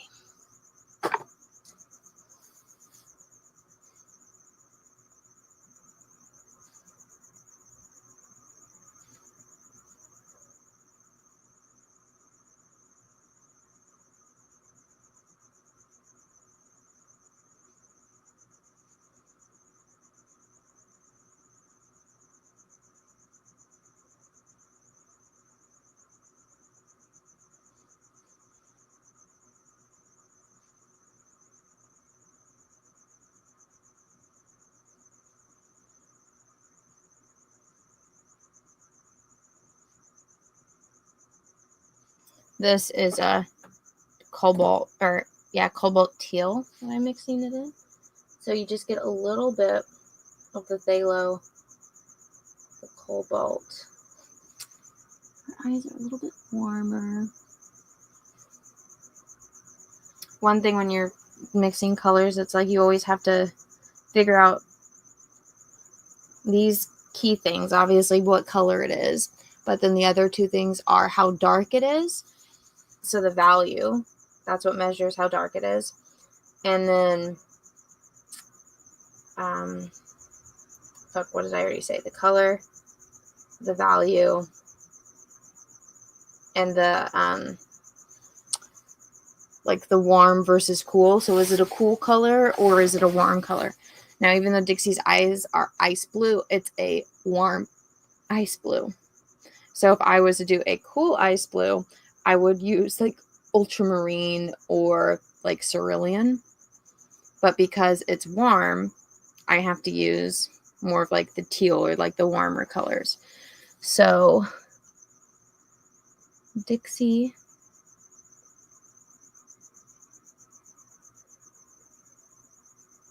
has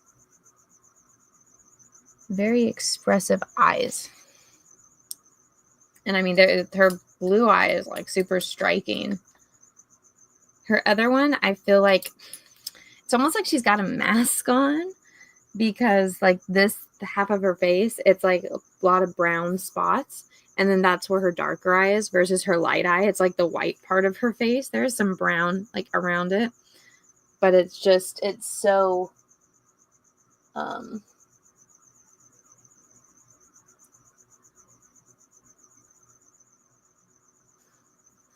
it's so bright.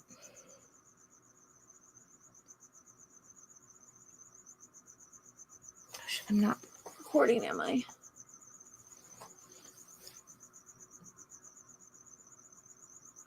I think that's probably why it's throwing me off. I need to fix her eyes so she looks, because she's pouting in this photo. She's pouting because Peaches has the ball and he's going to throw it. So I have a bunch of like majestic photos of her, but they don't have like a good angle of like both of her eyes. So that's why I picked this photo of her.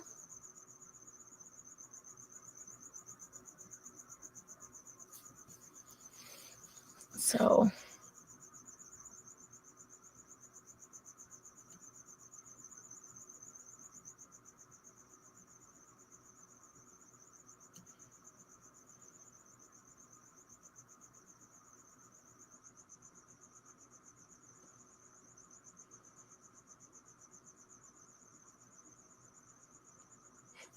all right, that's what it needed. I kind of just painted that whole area inside. I wish I could zoom in, but I'm not on Photoshop. That's what it was.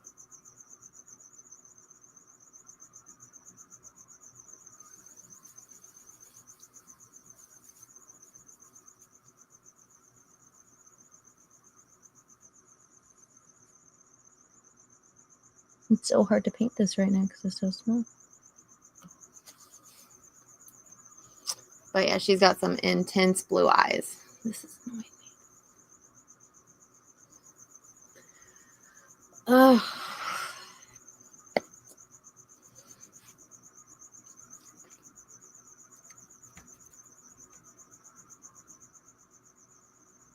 Don't worry, there wasn't anything on that paintbrush.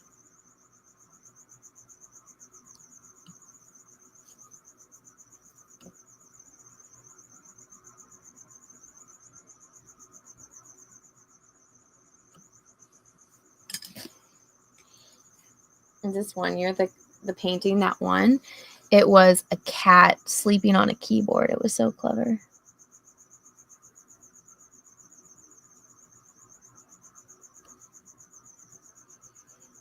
It was really cute too. I had this picture of Dixie when she was like a little itty bitty puppy sleeping, but she was wearing her little dress. And I almost painted that one. But I was like, they're not going to pick another sleeping animal, you know? I bought extra panels. I technically could.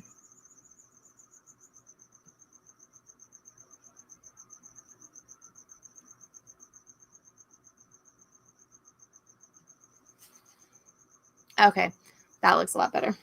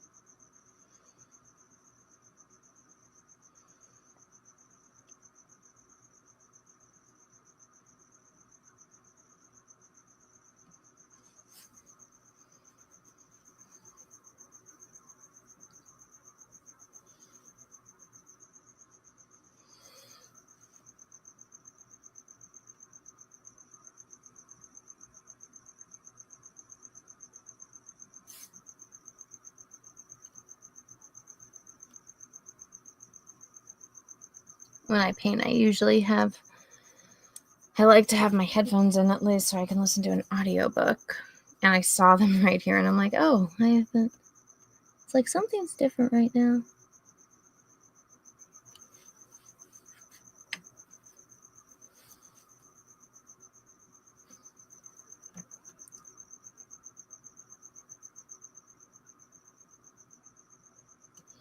So I need to do a video on this. It's going to be obviously different than my usual content, but so I've talked about it on Twitter. It's honestly super infuriating what's going on right now, but that truck driver that killed 3 people, I'm pretty sure I've talked about this before, but so my dad had a trucking company for most of my life, and then when my parents split, he ended up selling it.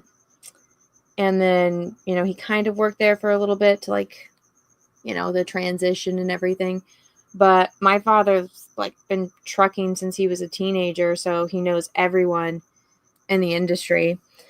And so he knows pretty much everyone in the trucking industry knows. Well, I mean, it's they don't know everybody, but it's it's small. But so my dad knows all the ins and out of it. And they're all furious about what's been going on lately with all of these illegals coming over and just kind of taking over and doing all this shit that's making it worse for everyone. And so I was talking about this with my dad, and one of his friends knows the company that guy worked for. It's over in Ceres, California. And so I grew up in Modesto, which is a town away. Modesto and Ceres literally touch each other. But so one of his friends went in to go investigate a little bit about what's going on with that business. And okay, so get this. You cannot get a Class A driver's license, which for those that aren't American or those that don't know, that's when you're truck driving, right? So you can't get that if you're seeking asylum in America. And apparently this guy, got caught as an illegal at the border. And then he's like, oh no, I can't go back to India because I'm afraid for my life. So he was able to stay in America by claiming asylum. Can't pass an English test, doesn't speak any English, even though he's been here for 14 years or something. And My dad said that at that company, they pass out like manuals and instructions, like all in Punjabi. So they don't have like no incentive to learn English. And everybody that works there speaks Punjabi. So I saw somebody trying to say like, oh, you guys are racist. And it's like, no. It's just like, these are the rules. Nobody brought up race. Nobody said anything about race. We're saying that this guy didn't follow the rules. And he had no remorse. Like, if you watch that video, he's not even fucking looking. He's crossing across, he's in the right lane. He's crossing across the left lane. He's looking forward. He doesn't even see the car that's coming. And if he was in the freaking left lane, that car wouldn't have crashed into him because they would have known that he was in front of him, but he wouldn't have been able to make that turn, which was illegal. And it's like, people are calling him out because what he did was illegal and he didn't have any remorse. Like, if he was standing there like crying, like, oh my God, I can't believe I did this, like completely traumatized because it was an accident, nobody would be reacting. It's the fact that he's like, inconvenienced that Punjabi isn't a language, Anna. Well, that is what I was told. Do you know how many different versions of Hindi there is? And he's Sikh. He's not Hindi. He speaks another language. I'm telling you what my dad told me. And so, yeah, me and my dad were talking about this. All the truck drivers are furious. And that company, it lost its insurance outside of California. So they're probably going under. But people have been posting that video of that Indian guy in Canada, and he's bitching about it. And it's, yeah, it's like, nobody is bringing up like the guy's race aside from the fact that he Google says Punjabi is language. That's what I thought. I mean, I asked my dad to get me a photo of this pamphlet. So they hand out like instruction manuals on the trucks in Punjabi. And then like everything else, they have everything in Punjabi, which in California, we have obviously a lot of Mexicans. So a lot of our stuff comes in Spanish as well. And it actually kind of irritates me because all of my phone bills and my internet bill comes to me in Spanish. And I'm like, I'm not Mexican. My cousins are Mexican, but I'm not Mexican. See, my mom's sister married a Mexican and my mom married a Portuguese. So it's like we're all brown, but they can understand Spanish. I cannot. But anyways, it's like that one guy that's from Canada, he had like that perfect interview where he's bitching about it. And he's just like, they come over here illegally and then they don't follow any of the rules. They don't know the rules of the road. They get in accidents. They kill people and there's no remorse. And they get to hide behind people saying like, oh, it's you're racist. He's like, no, it's like, if you're going to come over here and follow the rules, that's one thing, but you're not. And they're like ruining the trucking industry, which is already at risk of, that being all automated with all of these, self-driving cars. And it sucks because, driving a truck is one of those blue collar jobs where you can actually make six figures. And I mean, I drove a semi truck before I drove a regular car. I remember I was on my dad's lap and he let me drive one of the trucks around the yard. And it was really fun and it was really cool.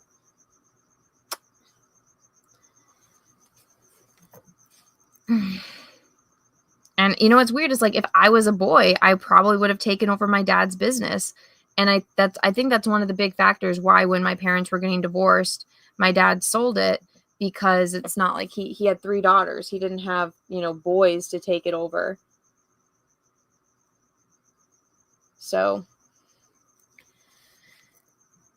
it's like, it's really frustrating. It's like, obviously like that's my dad's industry. And that's like, I know my dad's friends. I know so many people in it. And it's like, they're all fucking pissed. They're all pissed. And it's like, it wouldn't be this big of a deal if the guy didn't show any remorse. The fact that he didn't show a shred of fucking remorse, he just like even my dad's like, this dude's like a psychopath. Like, he just looks so inconvenienced by these people dying. And the fact that he did, like, even his reaction isn't like, oh, there's like, he doesn't freak out. It's like, that's why people are all up in arms about this. It has nothing to do with his like race. And that one guy that like tried to like bring that up is like, oh, you guys are all talking because he's wearing a turban. Why aren't you talking about this? Why aren't you talking about that? It's like, because none of those people stood there like a psychopath. Like, that's the problem. I don't know. What do you guys think in the chat? Because I really need to get a picture of that pamphlet, because then I'll use that in my video to show you guys. But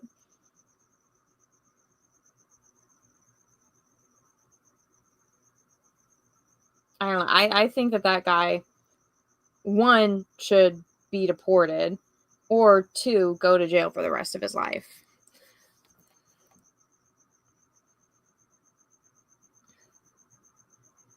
But, you know, what sucks is if he gets deported, he's just going to come right back or do it again. But if he gets deported, I mean, I don't know if the Indian government would do anything to him, but he definitely needs to fucking serve time. Let's see.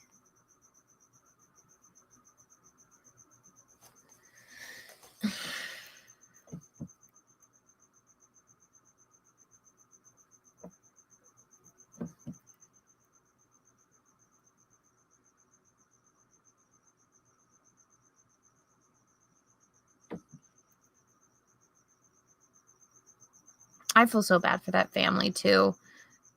Because it's one of those situations where it's like, it's not like they were doing anything wrong. They were just driving to somewhere. And, you know, some idiot did something fucking illegal. I remember, so like right after high school, this one guy, he was like the soccer star at our high school, but he was like the most soft-spoken, like nicest guy. He was my lab partner for like a couple years, because we had like every science class together. But he was really good friends with my best friend Hope, because like she played soccer too, like competitively. She was in a league. And so like all like the soccer kids, but everybody knew him. His name was Julio. Everybody, you know, knew he was like the nicest, like kindest guy ever. And again, very soft-spoken, never was out at like parties doing anything bad, like just a genuinely nice guy. And right after we graduated, I don't even think, maybe it'd been a year, maybe, I'm not sure. But him and his brother were like coming back from like some soccer tournament. And this is the craziest thing about it. It was like 2 PM, and a drunk driver. I'm like, who the fuck is drinking at 2 PM like that? Like on a Thursday. Well, that's Jack show day, but I mean, but this guy ran a red light, and Julio wasn't driving. He was in the passenger seat, and they got T-boned and he died. And it's stuff like that where it's like, oh my God, it's like he had no control over that. It's not like he was driving. It wasn't like his brother was doing anything wrong. It was just some fucking asshole. And, you know, people get killed, and it's like, there's nothing you can do in that situation, obviously, but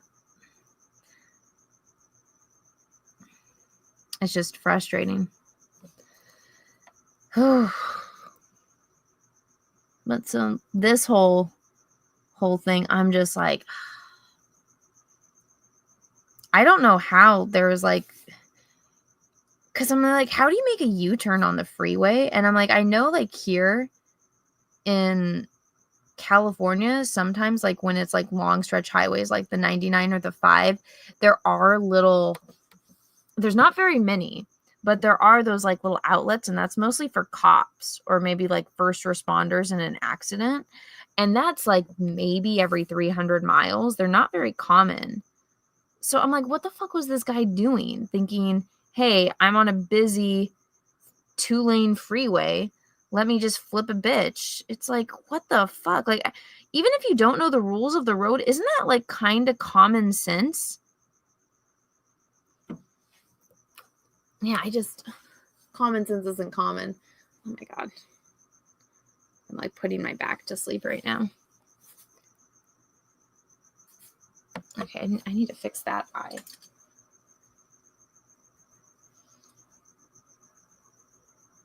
But yeah, I want to do a video on it or something because I'm so infuriated with this whole situation.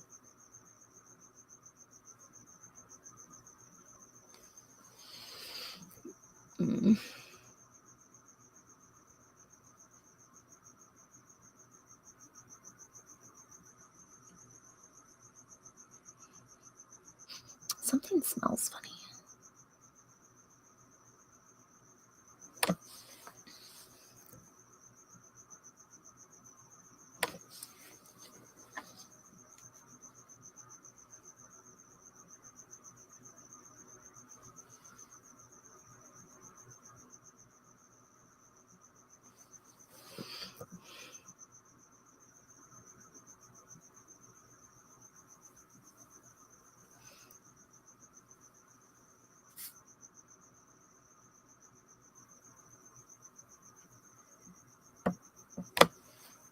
Now it's like my Dixie dude. Oh, I wonder if she'll come here. I don't think she can get in. I need to go open the door.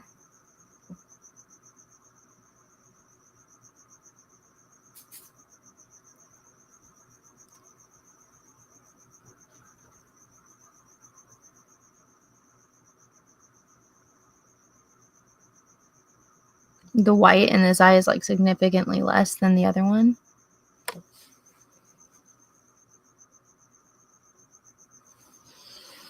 But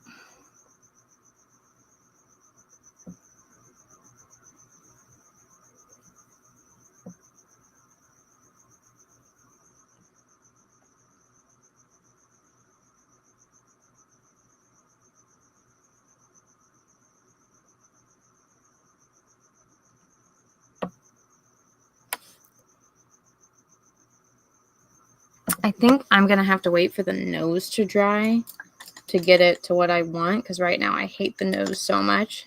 I didn't realize how difficult dogs' noses were to paint. But I think right now it looks okay. Considering this is like my second time, this is my first time painting a dog, this is my second time ever painting a dog, I think it's okay. Sav also told me to change the color on Tulip from green to blue. I don't know. I kind of like it green.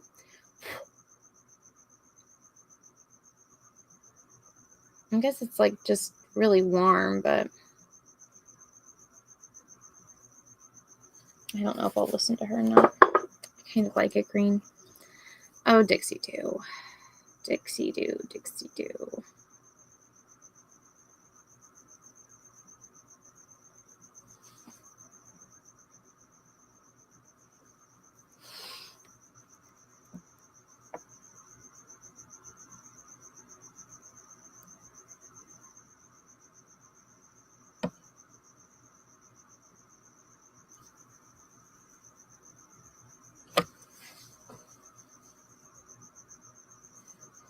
I wonder what my baby's doing. She's so little. Little itty bitty baby. My little baby, that's a big girl.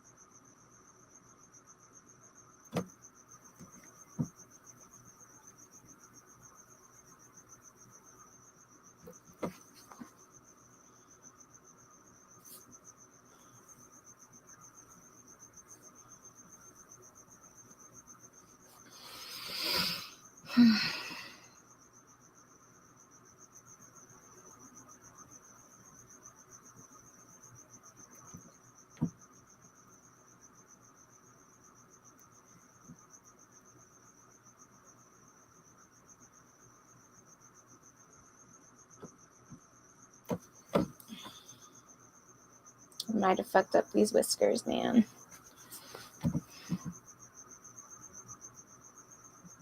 That one was not good. Yep, I'm fucking up. Okay, I can't do this right now.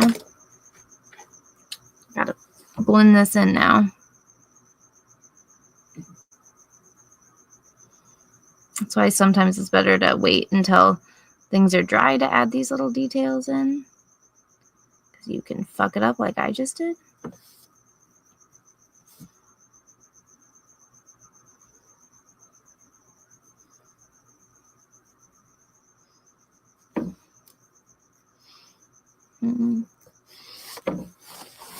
Oh, my back is hurting. Painting on the floor is not ideal.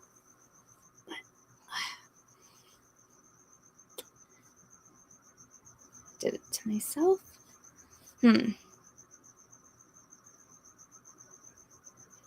Oh, Dixie do.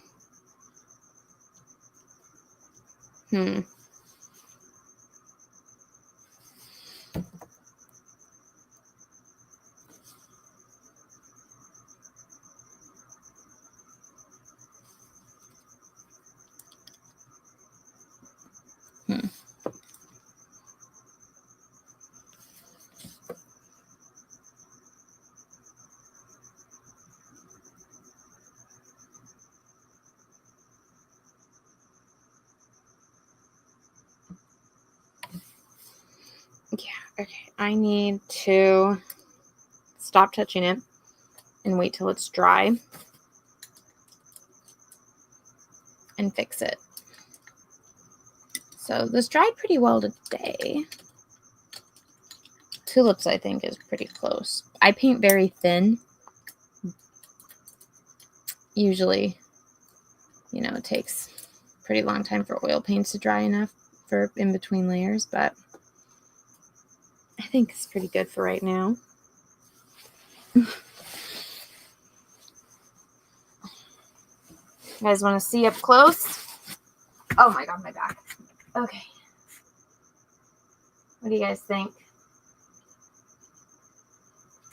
I feel like this ear is very fluffy compared to this one. I feel like I need to go in and add some more fluff to this ear. But, what do you guys think?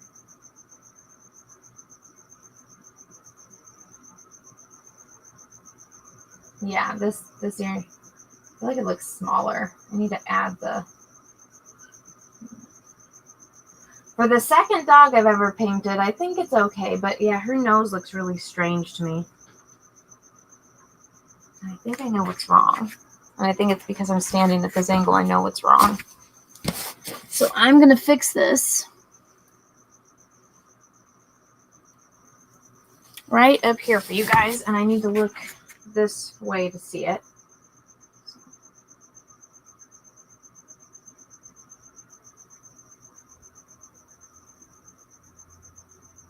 There we go. That's what was wrong with it. And I couldn't see it from the angle I was at.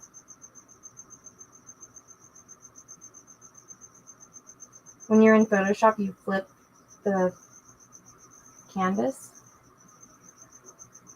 so you can see what's wrong. And I just needed that.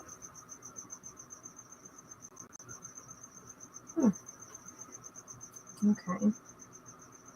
Don't like this, but I can fix that later. This ear definitely needs to be bigger. But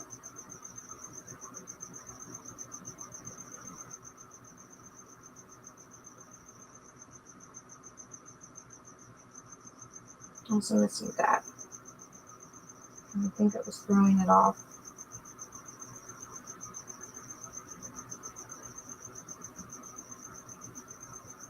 Oh my God, that was it.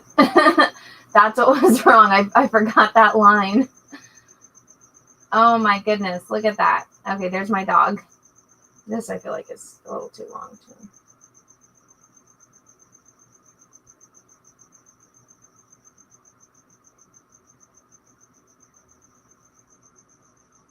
Okay. Okay, guys, it's my dog. That's Dixie Doo. Dixie Doo. This area still looks weird to me, but I don't have the reference in front of me. Oh my God, is it raining? Okay. There's my dog, though. I like how that's the number one thing everyone says. He has a beard. This is a girl. Her name is Dixie. I don't have boy animals anymore. My boy cat died. Yeah, this is my Dixie Doo. She is an Australian Shepherd.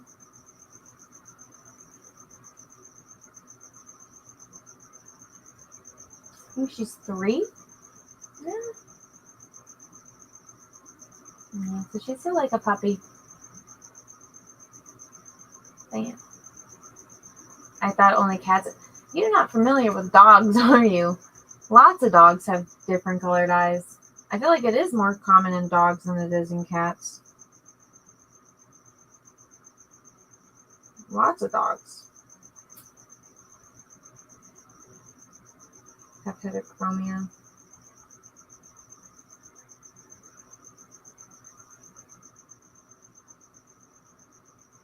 It's almost rare for her breed of dog to have normal colored eyes. But yeah, here's my doggy. Okay, now I need to ask you guys. This one is obviously more complete than the other one.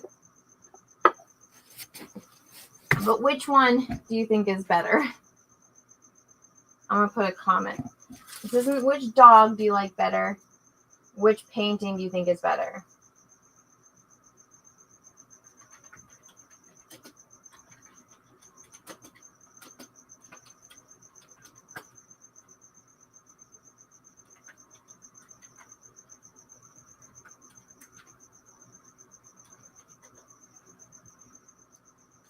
Okay.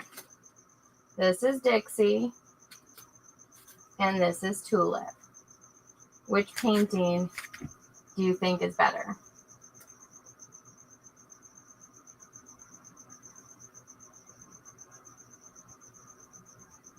If you're watching on YouTube, I put a poll in the chat. Now, Tulips isn't done.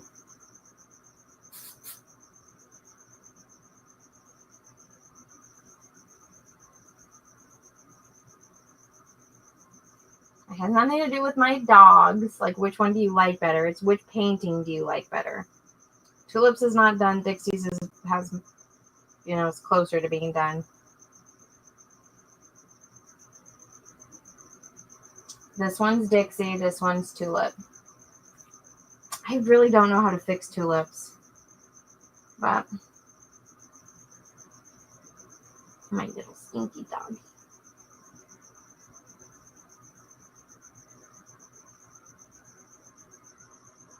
People who don't say Dixie are lying. Well, Dixie's winning with 90%, which is actually a good thing because I've spent longer on this painting than I did on this one. So, not fair to show and finish. Yeah, I'll ask later. I just, it would have been a sign if everybody said Tulip because it's unfinished, And Dixie's is pretty close to being finished. But I'll show you guys,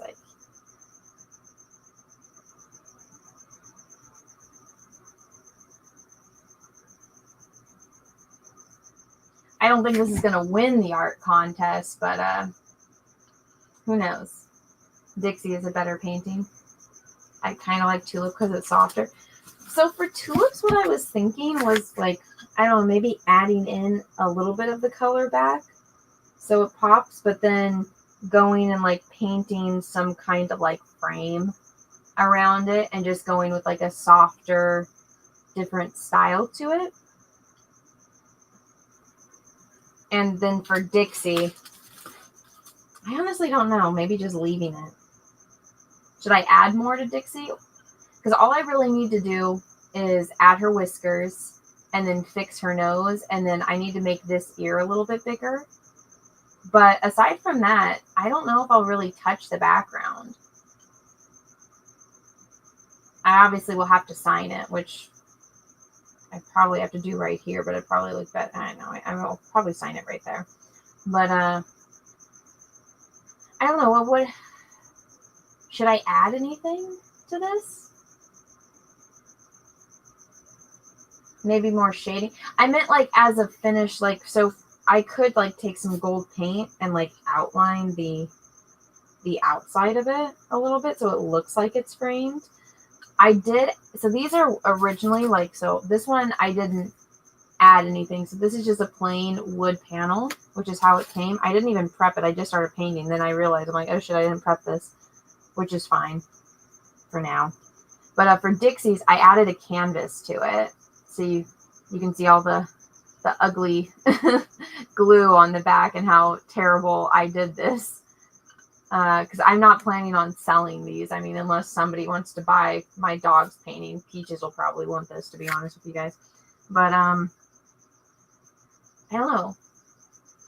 The gold would be nice. The only problem with adding gold is it's really going to highlight the really ugly edges on here.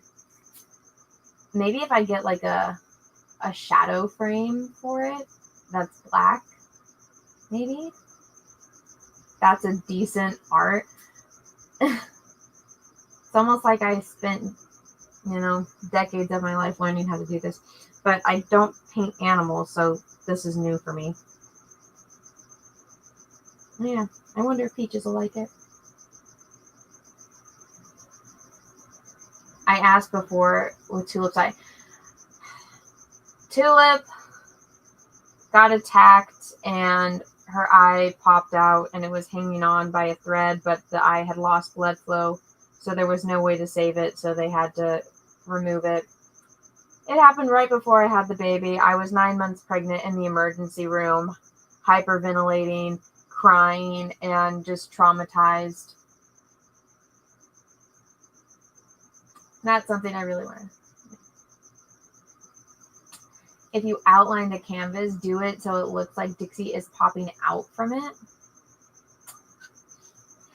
Well, if I put it in like a square frame and the background is just black, it'll pop, like the shape of it will definitely pop out. Maybe I'll get Peaches to make me a frame for this.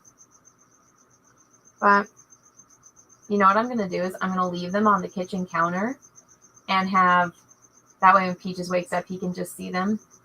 I like your feet. Thank you. But, tulips, I don't know. A little tulip. I feel like if I add more detail, it'll mess it up. Tulip is like such a cartoon. Like I painted this more cartoony than anything. I don't know. Dixie's, I went for more like stylized realism, where Tulip is like, this is a cartoon. But I don't know. That's what I have so far. I'm pretty sure my laptop is dead. Oh no, it's not, but I'm gonna close it anyway, because I'm probably done for the night. Okay, girls.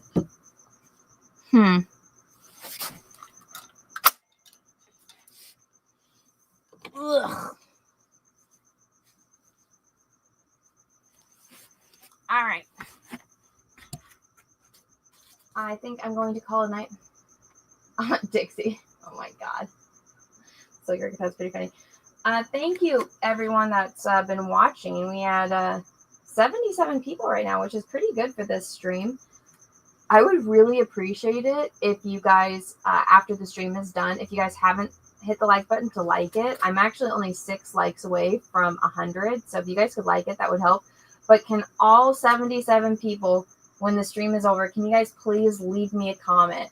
I don't care if it's like a paintbrush emoji or something. It really helps out with the algorithm. And I do plan on trying to do something with this channel that's somewhat professional. So thank you guys. Also, I can see based on the viewership that I have you guys like this angle. I'll try to get another camera involved so you guys can see the artwork better. But thank you so much for hanging out. I really appreciate it. If you haven't yet, go back to the eye project. Also, my Etsy is back in full force. So I appreciate the people that have gone and supported my Etsy. Also, oh yay, we just got to 100 likes. So thank you, everyone. But thank you, everybody, for checking out my Etsy. I'm going to go to sleep now. Thank you for everybody watching over on Twitch, too. You guys are awesome. Thank you.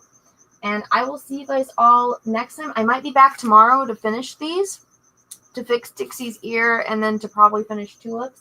So thank you guys for hanging out. I'll see you guys probably later tomorrow night. So bye, guys.